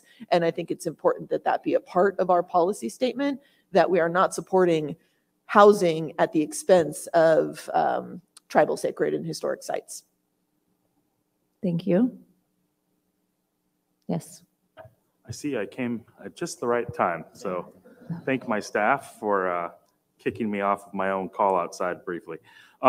Yeah, I just want to second what Shasta is saying. I also want to point out another aspect of the housing crisis that exists in the United States. I have not a large tribe by any means, but not a small tribe. We've got some in California. I've got 23 members and some outside that are about that number. We have about 1,100 tribal members, on reservation, 23 homes. So that sucks. That's an official term. Indian country suffers greatly with a housing crisis. And Shasta does a good job of speaking on behalf of tribal historic preservation officers, but there are only so many of those.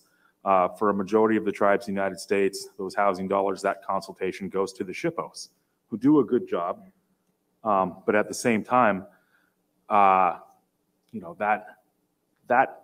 process of consultation on where a tribe wants to build a house when it's appropriate should rest solely with the tribes. And I would hope that a policy statement that we make at the ACHP reinforces that concept that on trust lands, on reservation lands, tribes and only tribes should be the ones that say where their housing goes. And those barriers that exist outside of tribal lands, well, it's all tribal lands, but outside of reservation lands is extensive. If I want to build a house on my res, thank God we have a TIPO. In other areas, you want to build a house on a reservation, it could take years. Same process outside of the reservation being very quick. So I think that when it comes to historic preservation, nobody manages our sites better than Indian tribes do. And I think that the fact that some tribes don't have TIPOs shouldn't limit us and be a barrier for us in building. So I'll leave it at that. Thank you. Thank you. Any other comments? So we'll continue to take written comments for this draft. Again, it's just an outline. When we get, we'll take all of these comments. Drew and her office will be incorporating them in coordination with our committees, and we will go through the normal process of public review and comment and consultation, tribal consultation, and other forms of outreach on this. We want to get this right. We don't do it that often, revising policies, but this is an important one. So thank you very much. Next on the agenda is our policy guidance regarding ACHP advising on state and local legislation. So again, in reviewing our mandate from the National Historic Preservation Act, one thing that stood out to me was a little line that talked about our role, and our necessary role in advising state and local governments on pending legislation. So just as we've done in other areas, setting out the circumstances in which we will opine, this draft that you have in the meeting book sets out different considerations that the Advisory Council could use when it opines on state and local legislation.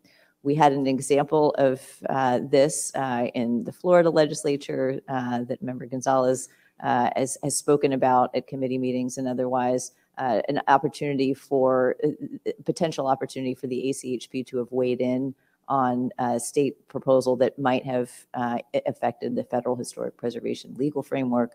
That died and without our comment, but it did raise the question for me as to whether we could develop our own guidance as to when we would do that. This draft was developed in consultation with a few of our organizational members who bring expertise to the conversation, as well as an observer, the National Alliance of Preservation Commissions. And so the members were the National Trust and NCSHPO and NAthPO and other members as well. So what you have here is really a draft for your comment. We know we've put out this draft to you before. We've discussed it at a committee meeting. I'll just call for any additional comments now. If you had any observations that you wanted to make, certainly, Mayor Woodfin, anybody who has expertise at the state and local levels who'd like to weigh in as to whether these are the right kinds of considerations to make. And of course, this is something that we can revise again and again. Wouldn't use the word expertise, but I like what I see. It's great. Okay, thank you. Madam Yes. Chair, just one comment. It did not die. It went on hold. It's coming back in January. Usurping local home rule by state government is probably one of the worst things that can happen now in Florida. And I think, Reed, you mentioned other states too. So thank you for doing this. This is really, really important. Many of you have been to Florida, to South Beach, to Key West, to St. Augustine. St. Augustine was smart enough to get an exemption, but the other cities did not. So this is really serious business. So anything we can do from the federal level to help the local level. And I think preservation is at the local level, right? I mean, we've all been taught that over the years. So we really need that help at the local level now. So thank you very much for doing this. Just a point to make. I believe the state of Florida is definitely an outlier among southern states. When you look at a state like Alabama and others who they created the Historic Preservation Act out of trying to maintain Confederate monuments. It looks like they may have shot themselves in the foot in the sense of the things you may be concerned about. They wouldn't be able to change other things, even if they try to take local control, because that state law exists. And Alabama wasn't the only one who did that. So may not necessarily be a fan of that law that was created, but other things they would attempt to do to, I guess, not maintain historic preservation or local control. It seems that that law actually works against it. Thank you. And there are statutes that are passed by states that take the name preservation. And when you look at the kinds of things that are listed on the National Register, commemorative works, and your example is not one of them unless they have obtained their own significance in their own right, separate from simply being a commemoration. So there are, I think, ideas out there that do play into maybe hinder or infringe upon the federal preservation framework as it's laid out in the National Historic Preservation Act. That would be a kind of thing that this might allow the council to consider weighing in on through our normal process of legislation. Legislative review, rather. Yes, Ms. Barnes. Yes, I concur with has been said already about home rule. I come from the state of Illinois originally, which is has a long history of home rule communities, and at the state level that is being threatened. And I would encourage, in addition to the position and policy that the council is putting forward, to also to encourage communities to be, if they aren't already, to be certified local governments, because that is a way to, say, supersede what a state might be doing. So thank you. To that end, actually, our Deputy Counsel, Kelly Finizio, and I are doing a webinar for the International Municipal Lawyers Association on, among other things, the CLG process and local government's role in the Section 106 review process next week. I think Kelly was here, right? Yes, next week. So we certainly continue to get the word out about local government's ability to participate in the federal review process. This would be, really more relevant to when we might, at the request, and you'll notice that section about the need for somebody to request our involvement. before we simply opine at the request of local or state actors to get involved. Yes. I've shared at the committee level how I was fully supportive of this as a helpful tool in commenting on state and local legislation. But I'd like to take it the next step, which is how, assuming this is approved as an effort going forward, how will it be shared so that the states and the nonprofits and CLGs, et cetera, know that the advisory council could do that so that they could call upon staff to say, can you help us with this? Sure. Yeah, we'll work on an engagement plan with our CEO office, as we've done with the other policies that we've recently adopted. We certainly have built-in partnerships with our institutional member organizations and our observers like the NAPC to help get that word out. And we're always happy to do webinars and other things like that as well. Okay, so I see no substantive objections or comments to this. Barring those, I plan to hold an unassembled meeting to vote on this. I wanted to be sure that we discussed it as a group to vote on this item so we can get it in the books. We will probably suggest it as an appendix to the operating procedures and hope that we can, again, get it in the books. As we need to amend it, we will do that. But we wanted to give the policy committee or preservation initiatives committee, as it is currently, a roadmap as to how they would make decisions. So appreciate your comment and review. Okay, moving on to a couple of quick updates. The first one, as you know, we adopted the Climate Change and Historic Preservation Policy Statement. Thank you to those who participated in drafting and of course, voting on that.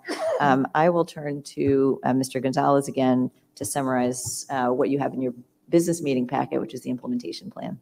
Thank you, Ms. Chairman. And yes, as you all know, the ACHP Climate Change and Historic Preservation Policy Statement was adopted on June 16th. And outreach on the policy statement has begun, as has consideration of implementation options.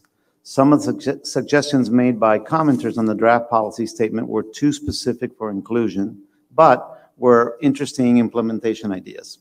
A summary of many of those ideas were included in your meeting book for today. Okay, any questions on that report?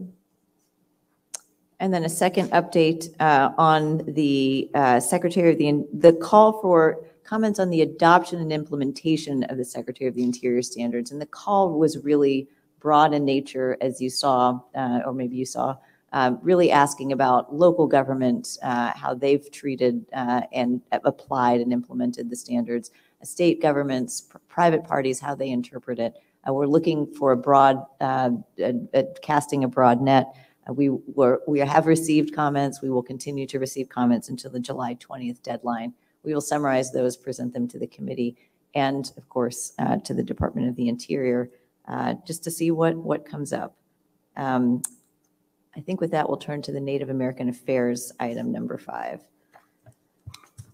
And the first item on your list is the policy statement on Indigenous knowledge and historic preservation. So Chairman Franklin, I'll turn it over to you to update us on those efforts. Thank you.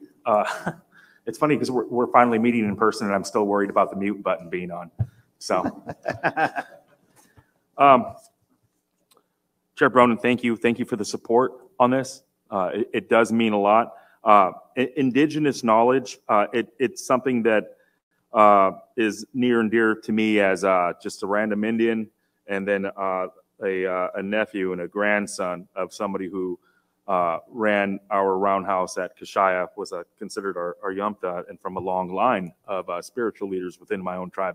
Something that is reflected in nearly, if not all, American Indian tribes here in the United States, up in Canada, and then the Native Hawaiian side as well, and American Samoa. And I always want to include our Puerto Rican brethren and sisters as well. We've had some good meetings, some very good discussions on what Indigenous knowledge is. And initially we started calling it traditional knowledge, and that guide hijacked. You all heard about that if you're on the tour yesterday. But this is, it's just, you can look at a piece of land, you can look at a rock or the way that the ocean meets the land. And in Kashaya, that's a really sacred place for Kashaya people, and that the water and the land, they fight for those brief seconds, depending on the season, on the prayers that are needed by people.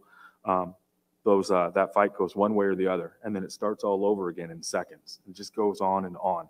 And to most people, that's a beautiful wave or a break, or a piece of sand or little pebbles, and the water is fighting with it. But the Kashaya people, we have a very unique perspective on what that is, and when we pray for, and what we pray for during that time.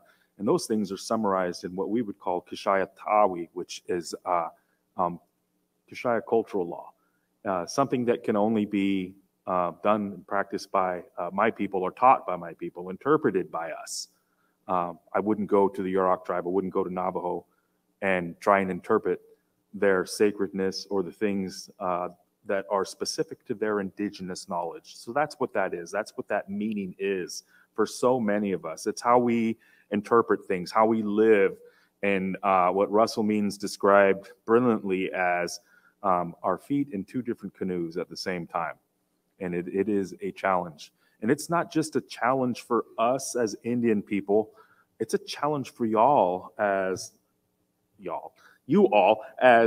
federal agencies, and mayors, and cultural practitioners, anybody. It's a challenge, both sides of that, both canoes. So what we're intending to do, what we're trying to do at the Native American Affairs Committee, with the help of our new vice chair of our committee, Shasta, we're trying to navigate that water with you. We're trying to help federal agencies, and at the same time help tribes to navigate how do you keep one foot in this canoe and one foot in this canoe as you go down the rapids. And as it sounds like a daunting challenge, believe me, it is, because it's a challenge of 300-400 years of non-Indian people being here in this space with us on the East Coast, 200 so years on the West Coast, and 12,000, 500,000, whatever, 1,000 years of interpreting a certain way. So with the conversations we've had have been great, and I just would want to recognize our staff of the Native American Affairs Committee, and specifically Ira. And where is Ira? I just want to acknowledge that Ira, in a public meeting, disclosed his favorite fishing spot. And so if you are not participating in the Native American Affairs Committee, you miss this good stuff. We don't record it. You can't see it. Come and join us. Get a piece of it, please. So we have consulted with, I believe, everyone that would be expected of us going to federal agencies. I'd thank our federal partners for stepping up and contributing to those discussions. The trust for contributing, Nick Shippo, NAFPO. And we've obviously, we've also reached out to American Indian tribes and Native Hawaiians as well. And we've developed some really good language and guiding principles. I won't read all of them off to you. I won't read all 9 principles off, but I will share a few of my favorites here, as told to me by Ira. Indigenous knowledge is a valid and self-supporting source of information. Indigenous knowledge has a role in all 4 steps of the Section 106 process. Agreements, documents, and program alternatives need to include stipulations to address the role of Indigenous knowledge has in the Section 106 process. Indigenous knowledge holders should be considered, well, that irritates me that I even have to say that. They should be considered subject matter experts. Yeah. If you have tribes that are commenting on specific areas, and I heard Chaco Canyon earlier, and it's like, are those tribes that are there and are part of that, are the ones that hold that knowledge to be able to share what that meaning is, keeping in mind that we never tell you everything. And the consultation process and timeline should reflect the cultural, legal, and governmental protocols that may guide how a tribe acquires or shares their knowledge. Super important. I think tribes are past that point to where we're sharing things and they end up in somebody's book, attributed to us, and then reinterpreted incorrectly by the person who wrote the book. I know I'm tired of that. I'm a big Indian. Lots of big Indians in the world. All the big Indians are tired of people doing that to us, and we need to make sure that as a part of your projects, your agencies are protecting that information, protecting that knowledge. And rather than sharing it without permission, asking tribes, how do we share this appropriately? How do we incorporate this into our project and the definitions and the meanings behind the actions that we're going to take? That's a challenge, but that is part of our challenge at the ACHP, is to help federal agencies and everybody else navigate that process. What does that look like? So you can expect us to come up with a 30,000-foot, very vague answer, which basically says, ask the Indian. And just a couple of things. We realize that a lot of this, is going to be, and I'll make the offer more than once, a lot of these policies, as we develop these policy statements, in the past, it was kind of a closed thing. We didn't really invite folks over to our discussions with tribes and our consultation, but it's open. If ever there's an agency that wants to sit at that table and hear how we're talking to tribes and what tribes are saying to us, because we have some amazing conversations that are just, so meaningful. And it's always open. If any of the agencies would like to sit there with us and just listen and be a fly on the wall, and hear what these traditional practitioners and tribal chairs and tribal employees are telling us, the door will always be open to you. I give you my word on that. If you would like to join us, just let me know. And that includes, Ms. Cox, you as well, because I know that you're not a federal agency, and our mayor that's just joined us as well too. So any of our expert members, the door is always open to you to join us, and we want to increase your knowledge. Madam Chair, that's the update that I have. Thank you very much, and thank you all. Just echo your thanks to staff, to Ira, to Jamie Lee, to Bill, and other agency staff that have helped develop this policy, as well as the next topic on our agenda, which is the implementation of the policy statement that we, in fact, unanimously adopted, thank you, at our March meeting. Both the Indigenous knowledge statement that's under consideration and this statement, which we have adopted, are extremely important to our work as an agency and our commitment to tribes. Go ahead. Thank you, Madam Chair. And again, let me just thank all of you for that unanimous vote. When tribes have discussions with me about specific things, this policy statement inevitably comes up. And I like to brag that we had a unanimous vote. It's just not a J vote, but a unanimous vote. But it's just that, this is without a doubt the most hurtful thing in Indian country is, and I'll point out that there is a professor from San Jose State who I won't name, but under the veil of sovereign immunity as a tribal chairman, I could name her and can't be sued, but I won't.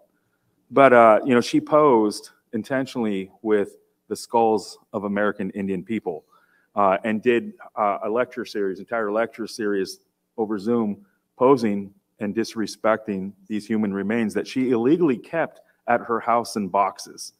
And she was suspended with pay and has now received a large buyout and is retiring, a wealthy woman. So the wounds aren't old. That happened last week, Shasta, last week. And so, yeah, man, come on. We're better than that as a country, right? We're better than that as a country, And so as we worked on this policy, to see it unanimous, to see the inclusion of African-American slave burials inside of that, these are all things that the Advisory Council should be proud of. You all should be proud of. Whether or not you had a vote in that or not, you're at the table now, and you get to reap the benefits of good actions of others. We have received support. We've received questions from agencies, and I'm going to jump a little ahead on this thing. I want to make sure that agencies know that if you need myself or Shasta or Ira, any of our staff to talk to your agencies about what this policy is and the intent behind it, that we are here for that. That it truly is a partnership. And if you had been a no vote, I might have said no, but you all voted yes. So every one of you gets in on this party. So just let us know. We're happy to come to the table with your agencies and have those discussions and explain the intent behind these things. As we go further down this line, we will continue to develop what it means, what the guidance is, how you can implement this in your federal agency, because it'll be different across the agencies, definitely. But I also want to make sure that this is something that we're here to provide support on. In April, we presented the policy at the 22nd Annual United Nations Permanent Forum on Indigenous Issues at the UN headquarters in New York. It's good to see others paying attention to the way that the United States is treating the ancestors, American Indian ancestors. I think Canada could certainly stand to learn quite a bit from us, and our maple syrup is better. But all that being said, it's a policy, Madam Chair, that I think we should stand on. We should be proud of each agency, each expert that's here. And the way that we're implementing it is simply nothing short of amazing, and we will get better. The second action, what we're doing with the development of our guidance document, we released that last week. You all should have it. If not, just let me know. I'll make sure that Ira shoots that over. But again, the guidance document is how are we going to implement this? And once again, it's the policy statement is so meaningful in itself, but if we don't give you all guidance on how to implement that, then we're going to fall short. So we'll do everything we can not to. I would also just add that the committee's also heard an update. We gave them an update last week from the Truth and Healing Commission on the Indian Boarding Schools Policy Act. We're really hoping this thing gets passed. It shifts over. It's a little bit of shift there, you're right, from the funerary policy over to what we're doing around boarding schools. But I believe Nebraska last month discovered another 80 burials that they didn't know about of young American Indian children at one of the boarding schools. And that's going to continue to happen. And so it's a kind of a sad fact in Indian country that exists, but at the same time, it's another one of those things that as a council, I feel that we're ahead on this, and we have been ahead. We've been preparing the intersection of ACHP guidance and the ACHP support with boarding schools and the unfortunate discoveries that will continue to be made at those boarding schools. So, again, I just think Ira and his staff are doing such a good job and all the hard work. A couple of last things. Supporting that bill, the Truth and Healing Commission on the Indian Boarding School Policies Act, it establishes a commission to investigate and document the legacy of boarding schools, hold public hearings, collaborate and exchange information relevant to boarding schools, and develop recommendations for federal government to acknowledge and heal the historic and intergenerational trauma caused by those boarding schools. I would just finish off by saying that my significant other, I was talking to her mother about her experience in the boarding school that she went to in South Dakota.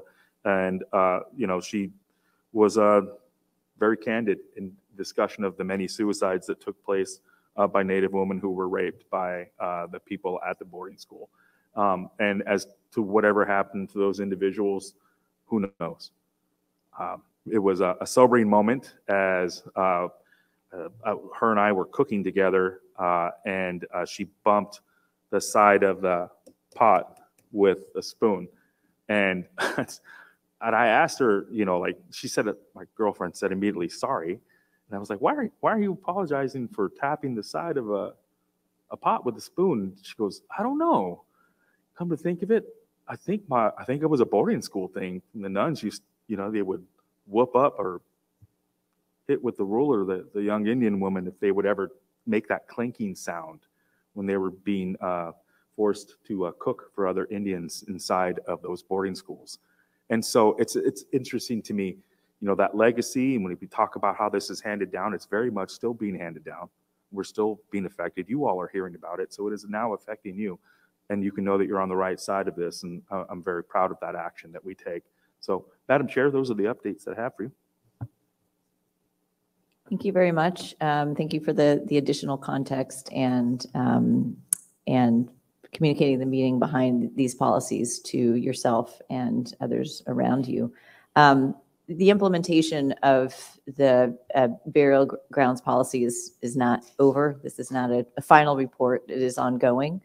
So we continue to seek opportunities to discuss this policy. We did, thanks to Dr. Gahn's invitation, visit the California SHPO Summit. We've talked about it at the Western Winds Summit. Of course, IRA presented at the UN. So we were well represented there. If there are opportunities for us to further discuss this and, of course, to continue to implement it in our agency agreements, we welcome that opportunity. And I'll add my name to the list of available parties to discuss, promote, and educate on this topic. So thank you, Reno. Any questions? Yes. Comments?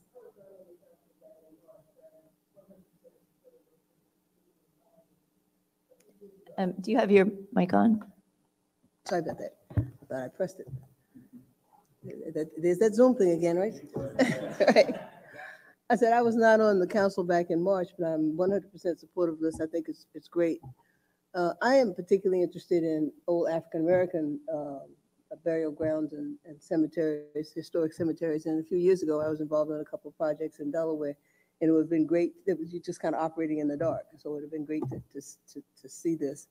I had two questions regarding implementation. What kind of outreach are we doing to the African-American community? And what's the connection with the states? Because the states, for example, in one of the cemeteries I was working with, the states built a highway, approved of building a highway over a burial ground without actually making sure that the bodies were reinterred someplace else. So I'm just curious about that and the implementation phase. Thank you. Yeah, no problem. Let me just first say that as we had this discussion, we reached out to Bob Stanton, who's one of my heroes, and so we talked to Bob, was asking, kind of getting counsel, what do you think? How do we incorporate this? How should we? And really getting a foot in the door, and a very first foot in the door. For me, actually stemmed from a visit to Louisiana. And if you've ever been to Northern California, then especially the Sacramento area, there are levees everywhere. And Sacramento was basically a swamp, it was the Delta. And to protect the farmers and the interests of farmers in that area, in the late 1800s, they put this whole system of levees up. Well, if you have an area that's swampland, and you got Indians living in that area, that every rise is likely a native village. And in the case of Sacramento, it certainly is that case. Well, pre-historic preservation laws, they bulldozed all those burials, 300-400 at a time to make these levees. So whenever they do work on those levees, I don't want to say what they're discovering, but I think I don't need to. I was in Louisiana at a plantation that was there. It felt odd. And when I asked about the levee that was there, I just had a gut feeling. I was looking at a map. They identified the African-American burial ground. And I looked at the alignment of this levee and realized quickly that the levee was built out of the African-American burials that were there. And significant portion was underneath it. And in the water that was created by the levee, and the rest of it was a levee itself that people were driving back and forth on. We have a shared plight, you and I and other people who are in those kind of situations. And, it was something that for myself was meaningful, and wanting to see language to somehow, during a 106 review of a levee project, which I knew fell under the jurisdiction of the U.S. Army Corps, that everybody was considered, and not just American Indians in that case. And that was the initial wanting to figure out a way to provide some kind of protection for that in areas where we knew they existed, because I can guarantee you nothing was provided before for those poor individuals who were impacted, and especially for the ancestors of those people who were buried in that cemetery. So that's where it came from. I think that now that it's in it, we've included language. It's time for us to develop a plan for further and continued outreach. And I'd love to see something that is reflective of the way American Indians are treated as well. We have the same problem with Chinese people in California as well, and their remains are in our levees too. Madam Chair?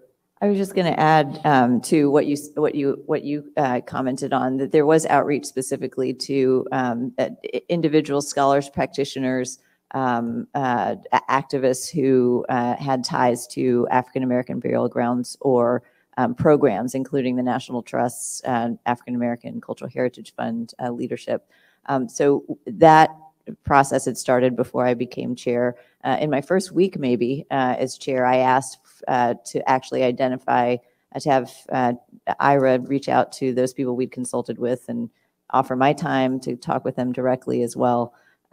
We have followed up since to ask if they had any opportunities for us to discuss the burial grounds policy with networks of those who are involved in African American burial grounds. Really, we'll talk to anybody. So again, the internet world out there, if there's anybody who would like to hear more about this policy, and as a federal policy, and the way that we can implement it as an agency is really about this federal agency processes. But part of what the policy says and what we seek to do is to help states and local governments understand that there is a model for them to draw from. As we get more deeply involved in state and local government guidance to that using that same directive in our statute for us to do that, this seems to be an area that is ripe for model guidance for states. And in fact, Ira and Reno and I have discussed that.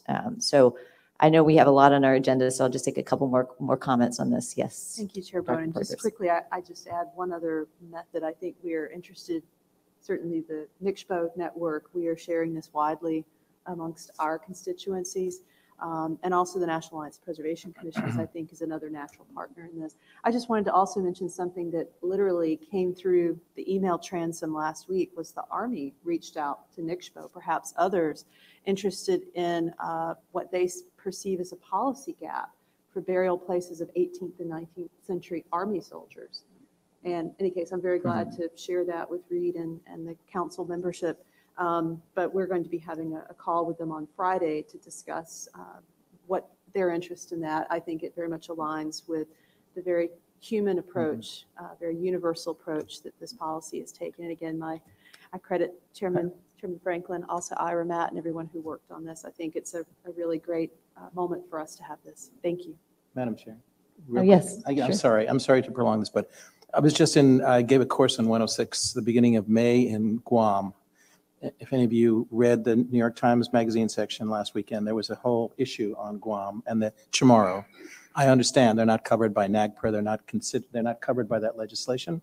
When I was teaching this course, and in the week that I was there, I did speak with a number of Chamorro who claimed, I think rightly so, that their cemeteries are being destroyed. The buildup, the military buildup is huge.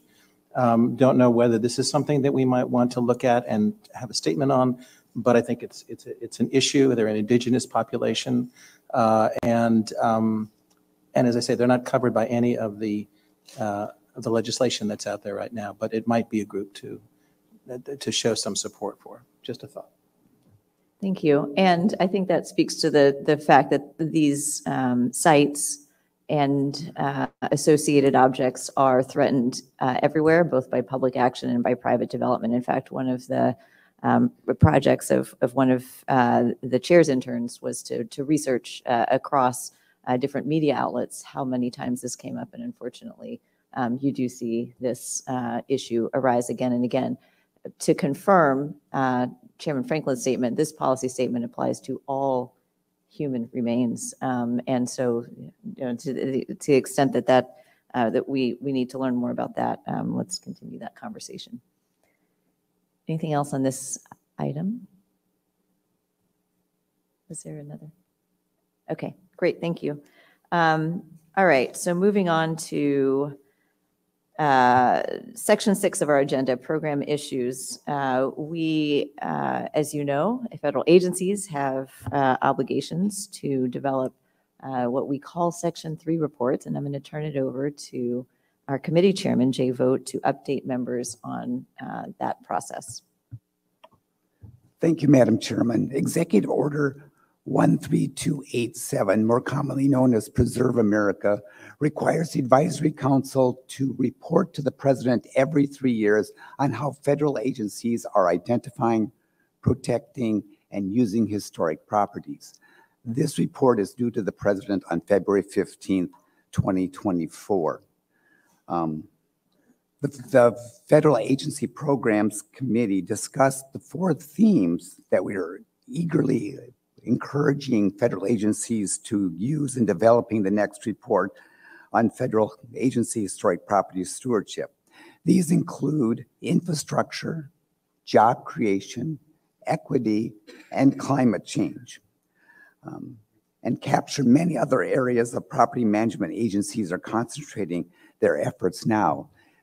Agencies are not required to just follow those guidelines, but anything that they think is important in terms of historic property management to include in their report.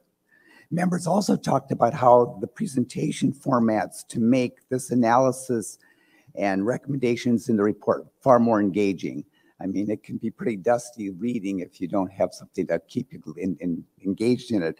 And because this will be an electronic publication, in addition to photographs, videos were encouraged that agencies may have of the work that they have done in historic preservation.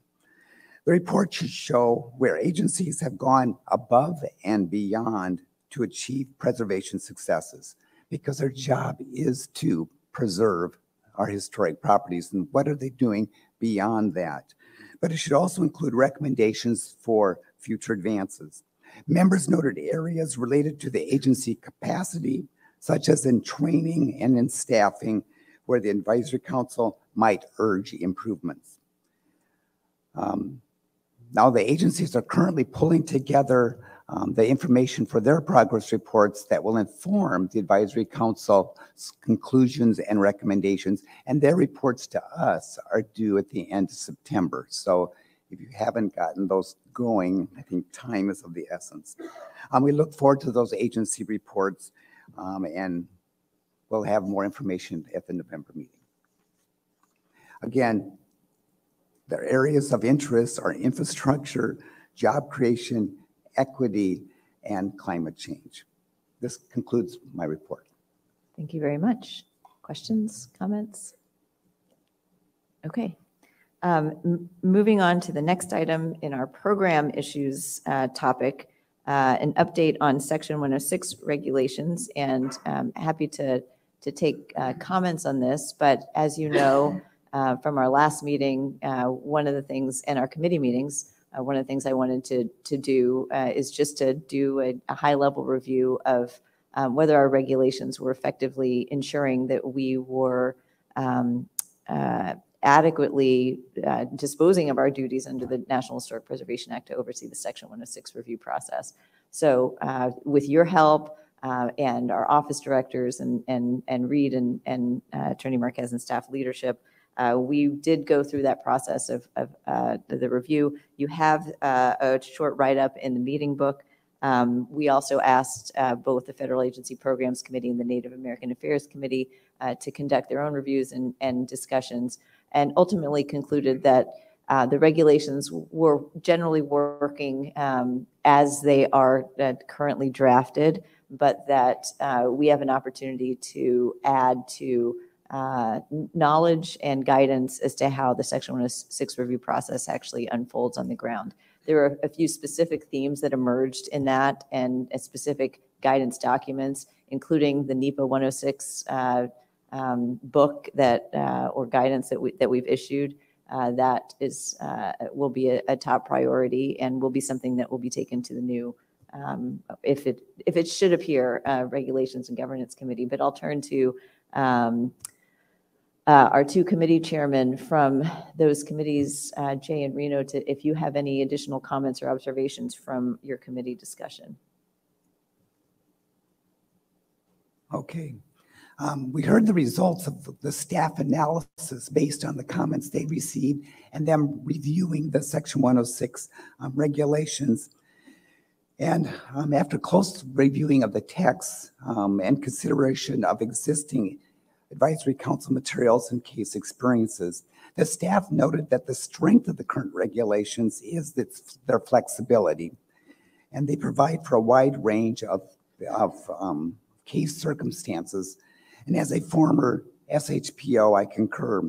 While this means some areas lack complete specificity, the analysis concluded amending the regulations is not necessary to provide clarification or amplification to help our users. They can be provided most expediently through additions and updates to guidance, training, and other technical assistance efforts. The staff plans to work on updating 2 key pieces of guidance to address identified issues: the consultation with Indian tribes in the Section 106 process handbook. We've had some discussion of that already today, and the web-based Q&As on the regulations section by section. So we see that we can try to improve our guidance, but at the same time, we think the basic regulations currently don't need to be opened up. Thank you. Thank you. Madam Chair, the Native American Committee, we appreciated the analysis and the updates from staff. We thought it was meaningful and helpful. And overall, we agreed that staff should seek to address any shortcomings by advancement of the Indigenous knowledge policy and updating of any of the documents that needed to be after that. So we're going to follow the efforts and assess whether the actions addressed any of the issues that we do have, and as always, we can reassess afterwards. So holding pattern. Thank you. Any comments about this from members? Going once? Oh, yes, go ahead. I mentioned this last week in at least one of the committee meetings, and I know that it's not the ACHP's authority to be able to mandate training to federal agencies, and especially those staff members who implement the 106 regulations, but I'm still going to throw it out there, and I want the FPOs and the agency representatives to take this under advisement that we have a great group of people here who understand everything that we're supposed to be doing and these regulations and rules and what have you. And I find that it doesn't necessarily trickle down to the staff level. And they're the ones that we're working with on a daily basis. You know, that tribes, whether they have a TIPO or not, are engaging in Section 106 consultation. And what I have been suggesting and hearing agreement from my tribal colleagues is that we want to see mandatory Section 106 training as a continuing education. And so even though there might not be a need to update the regulations or the policies, there's still that need to educate. I would love to attend a class taught by Jordan. I'm sure he could teach me things that I don't know, despite having been the TIPO for 15 years. I mean, I don't know, I could ask for a show of hands just to be fun. How many of you have taken the written exam for your driver license, you know, in the last 10 years? You know, I haven't. I would probably totally fail. And yet I drive my car all over San Diego on a daily basis. And I feel kind of the same way. You know, people are driving the Section 106 car, but they cannot pass the test. So I think that we should require some sort of mandatory, not the ACHP, we can't do that, but I would like to push for that. Regular continuing education training on Section 106. Just make people do it along with their mandatory how not to be a sexual harasser training, and all the other things that we are required to do if you work for a state or a federal or even a local government. So I just want to put that idea in people's heads and see if it's something that we can advocate for, even if it's not something that we can require. Thank you. And I think, you know, we can require the Jordan Tannenbaum nightly broadcast of 106 tricks and tips. Anywhere. There is a TIPO Tribal podcast. Yes, Reed, go ahead.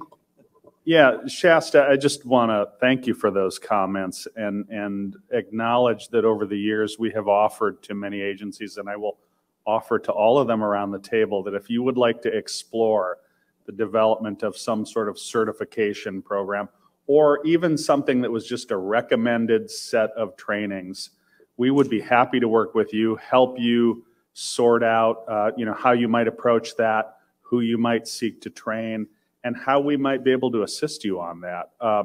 I do think that regular training is important, and I'm not convinced that everyone understands that. So I'm fully supportive of that. I would also just say to the members around the table that one of the best ways to understand the 106 process is to teach it. And so that's one of the things we do in our agency, is to ask all of our staff in the Office of Federal Agency Programs to regularly stand in front of an audience and teach it. It helps refine their skills. It starts a conversation with others that refine everyone else's skills. And on a separate but very closely related note, I just wanted to take this chance to acknowledge that Katrie Harris, who has been heading our training program for quite some time, a number of years, is leaving us to go to CEQ. And so I wanted to just say that CEQ, great, this is good for you. Sorry, Katrie, to see you go. It's been great to have you here for so many years, but I just wanted to acknowledge that Katrie will be moving from our agency to CEQ. And Katrie, there she is. Stand up and wave, Katrie, yeah.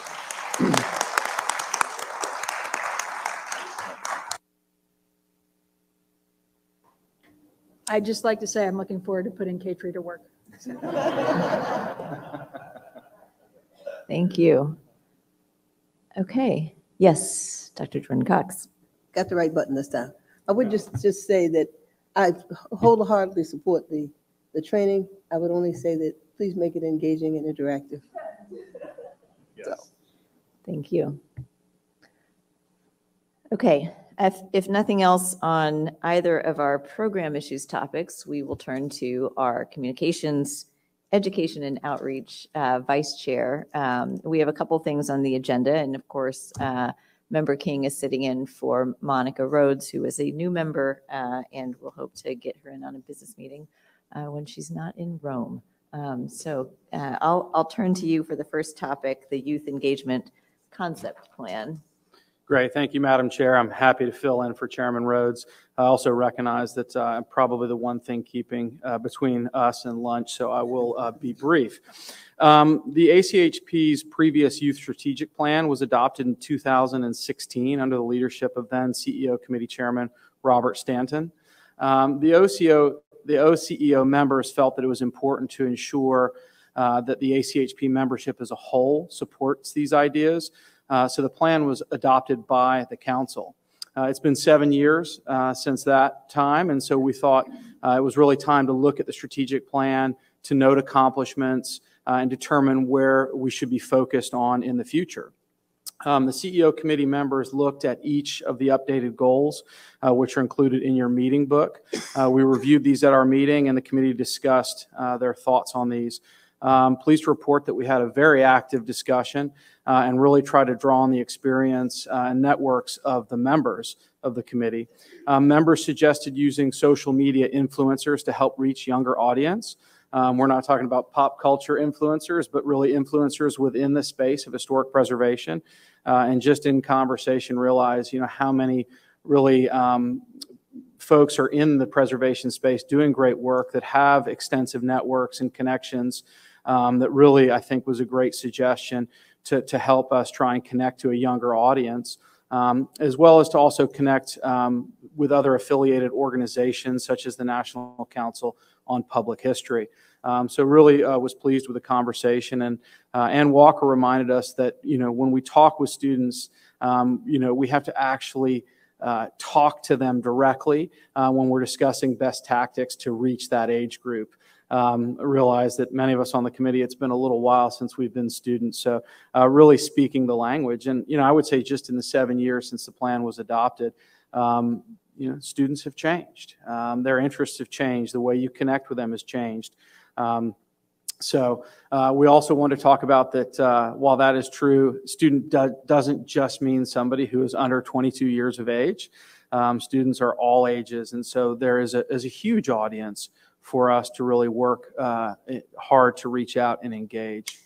Members also suggested having discussions with students interested in preservation and using our members' own college alumni networks to make connections. It was really interesting about a lot of the committee members shared their experiences about how they got into preservation, and it's amazing how it comes down to a person, an individual, a mentor, or an internship.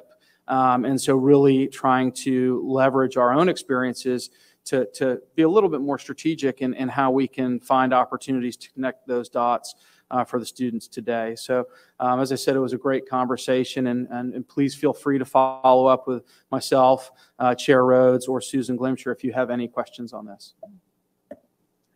Madam Chair. Thank you. Yes. Yes, thank you. And thank you for recognizing the idea. I'd like to follow up that I feel strongly that it would be of value to convene a forum or some other means that provides an opportunity for students and young people to comment on this development of the concept plan and the goals that are in it.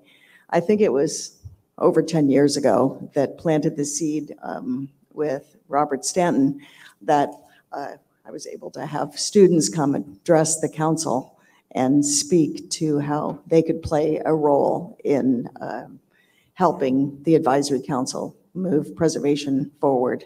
And I think that would be a great opportunity again to share this with students and hear their voices about how they could help implement this concept plan.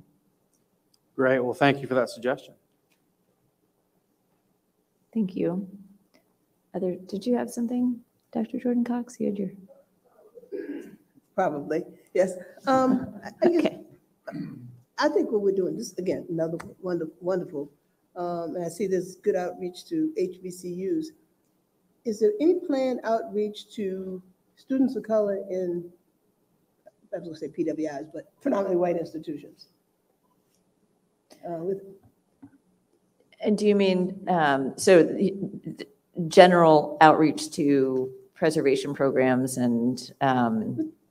Yes, but sometimes if you're working with communities of color, students of color, you really have to, the message has to be a little bit different. You have to be able to explain why preservation is important to those communities. I mean, it's good overall, but I think kind of personalizing the message, and I just didn't know what the intent was there. And I'm happy to talk to someone offline about it. Yeah, I don't know, Chris, if you wanted to answer, I can take a stab at that as well. There's a lot of outreach to, I guess, colleges in general, which I would say, there's a small number of HBCUs and Hispanic serving institutions as well. I would put in that, and tribal colleges. So we know we've identified those, and we have specific outreach programs to those. But generally speaking, we have participated in job fairs at various institutions. I've thrown open office hours twice last semester, and I'll continue to do that, where any student can sign up to some maximum number that's reasonable for virtual discussion. And those have been great. I love talking to students about careers in preservation, and if anybody else wants to join me at one of those, I'd love that too. We, of course, do our various subject matter specific internship programs, I guess not internship programs, but the Cultural Heritage in the Forest program being one of them, where college students can come in and learn about different topics. I'm trying to think of other things off the top of my head. Of course, CEO has a full list of all of that, and there's a number of things that we're doing. We can always do more. So if you have, given your background in education, ideas about how to reach students across different institutions, we're happy to hear them.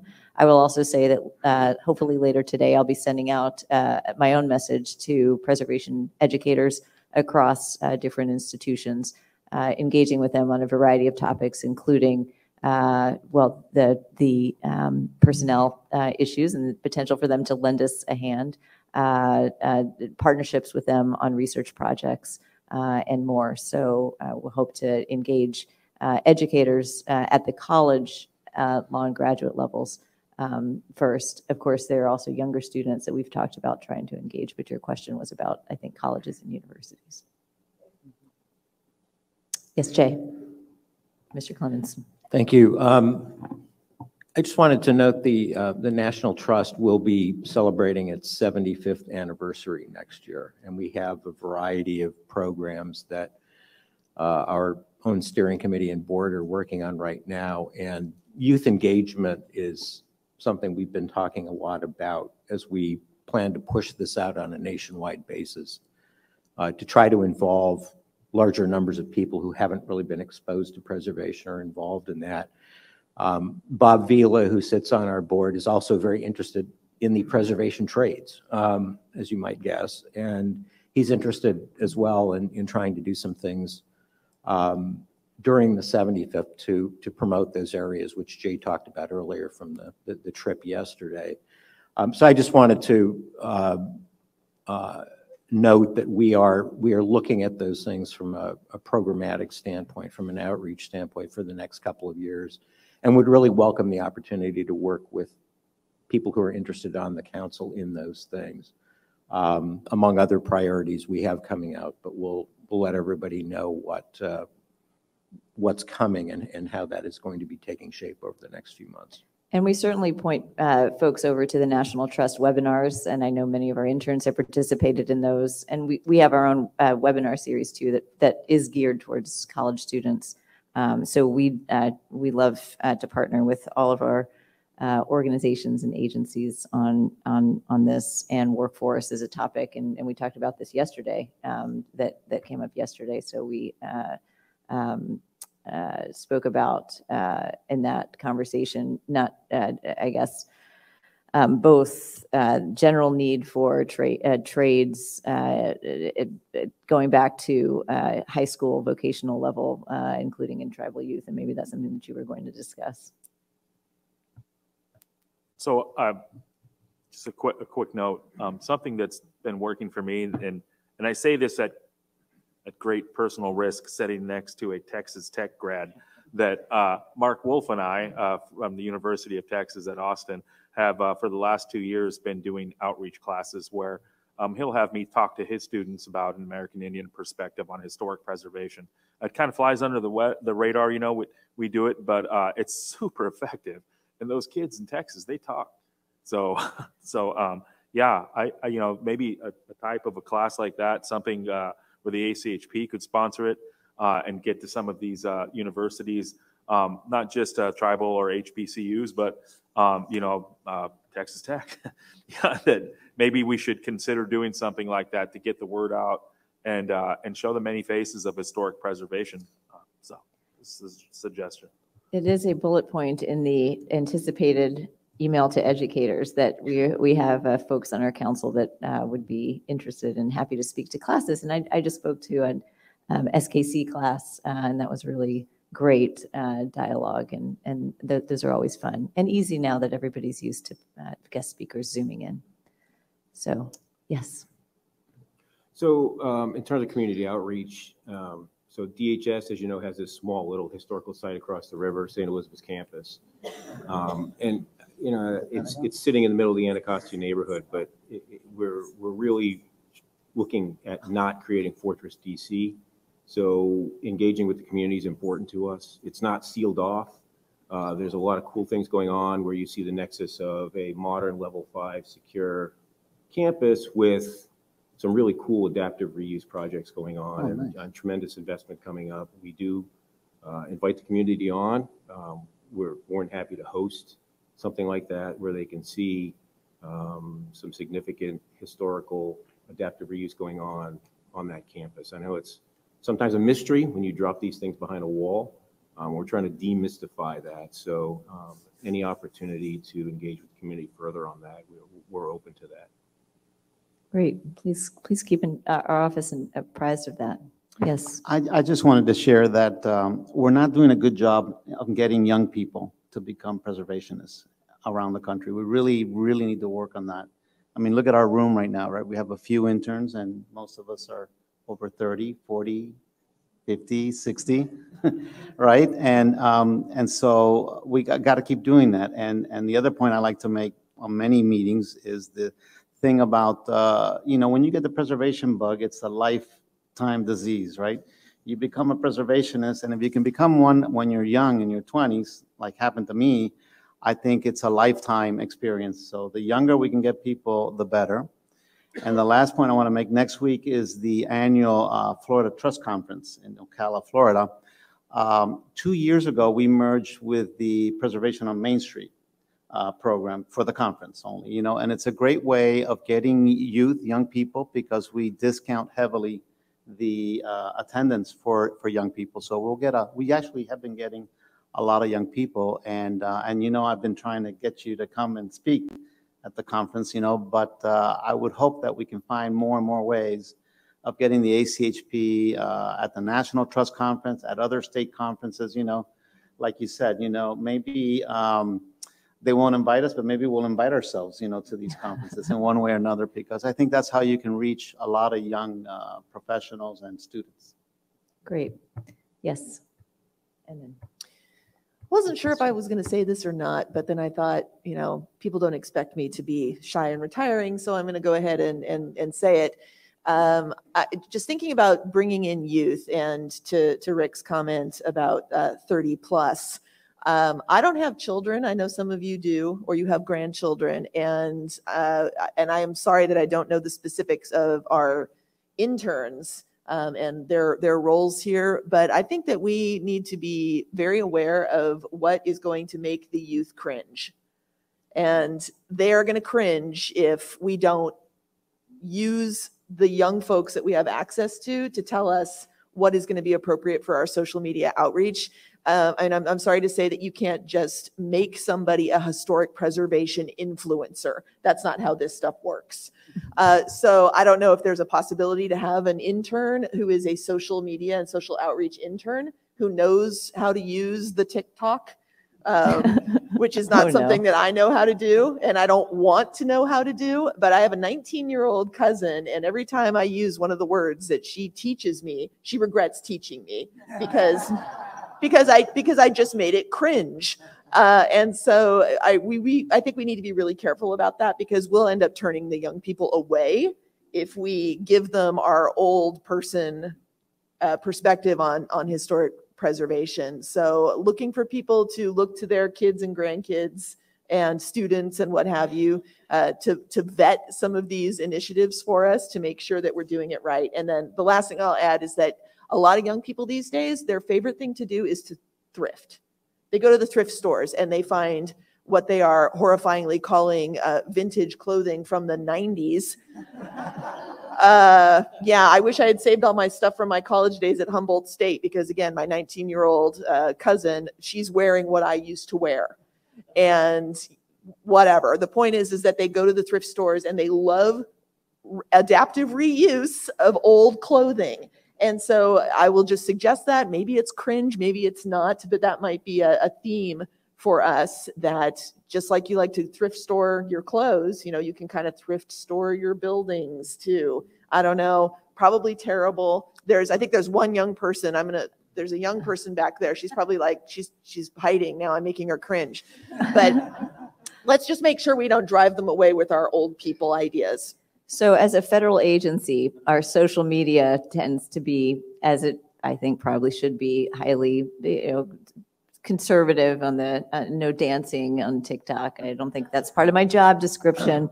But I think your point is well taken, in that we need to continue to show young people how they can access this very technical legal field, and provide them with lots of different opportunities to have that entry point, whether it's through your concept of wardrobe, or through the climate conversation, or through just the conversations that people are having as they actually engage in deep history questions, like the questions that Mayor Woodfin has brought to the fore in Birmingham, and many of us have brought to the fore in our own context. So this is a really good point. We will also have to rely on external parties probably to provide our TikTok preservation content that we can draw from some of those themes in our Madam own Chair, social just a media. quick- Yes, and Vice Chair. go Just ahead. a quickie. Okay, we all know that preservation is local, right? I serve on the Fairfax County History Commission, and those commission members are even much older than this particular body, and have served on there for 20 and 30 years. And I've been trying to get rotating terms, but they're not buying. So in terms of the brief conversation we had on advice to state and local legislation, one of the things we might want to look at is suggesting that local historical commissions, CJLs, have a provision for a younger member, observers, but get them started in that process. And I think that would be very, very helpful, kind of a boilerplate provision that could go in there. And that's where we could begin the process of trying to get younger people involved. So just a thought. Thank you. On that? Yeah, it's pretty kind of, and just, it's not just, we have to do this internally, federal agency wise. Y'all go on your phones and look up National Park Services social media. NPS on the regular gets millions upon millions of views. They are the funniest thing that my daughters, who are teenagers, actually share with me. So they'll screenshot it. I'm like, oh my God, Dad, did you see this, furry thing? What the National Park Service coined as the bitey end of a squirrel and not to pet it. And it's just, oh my God. So Director Sams, thank you for your Director leadership Sam, in providing that and content. the collaboration between the two of you needs to happen, because if we want to get to relevant, if you want to see relevant to kids, and I don't know what we call ourselves, I'm not 50 though, then that blueprint is there for a federal agency. And it is. It is, and it's amazing. also there for administrators too. I will say that some officials at the head of their agency have a fun-loving media presence that I think is maybe more fun-loving than mine. So maybe this is on me a little bit too. I'll just say on our Vice Chair's comment that the need for research about what local preservation commissions do is there. We know the age, homeownership characteristics, genders, and races of zoning board commissioners, but we don't know that across the board in local historic preservation commissions. Having that knowledge and doing a study like that could help us understand whether local preservation regulation as it is administered is in fact representative of all the diversity that we have in America. And just underscores, in my view, the need to invest as a federal agency in research that can help us justify involvement in or making recommendations to help local governments continue in the vein that we've discussed here today. We do have 3,532 local historic commissions around the country. I just did a census of those in my research hat just before coming here. So there's a lot of opportunity there. I think we'll close that there. Thank you for the comments. We will take them and continue to work on our engagement plan. I'll just turn it over to Member King, Vice Chairman King, to talk about the one last item, which is an upcoming event. Great. And ask Ms. Fontenot too to chime in as she would see fit. Great, thank you. Just excited to announce that the ACHP and the HUD Secretary's Award for Excellence in Historic Preservation is going to be presented in a live ceremony at HUD headquarters here in DC on July 27th. It's a special year because we're doing two projects. So there's a 2022 and a 2023 winner. These two projects are really excellent examples of reusing historic properties for housing that supports the community and brings economic development to cities. So Chair Bronin will be presenting the award along with leadership from HUD, and we really would love to have members attend, particularly those that are local. Let's have a great showing from the ACHP, and please contact Susan if you're interested, and we'll happy to get you any details. We're very glad that this will kick off our deeper involvement through the housing policy statement and others with HUD. The leadership of HUD is incredibly excited to host the award ceremony in a few weeks, as well as bring us all together in an interesting historic structure here in the nation's capital as well. And so we're looking into whether or not we'll be able to host any tours after the award ceremony itself for folks that are interested. So I'll stay in touch with the points of contact here at the council for additional information, but we're really excited to highlight these important projects. Thanks. Thank you. Okay, with that, seeing no new business, we will adjourn at noon. Thank you, Shayla. Thank you, everybody, for coming. The next business meeting will be November 15th. November 15th, yes. This meeting is adjourned.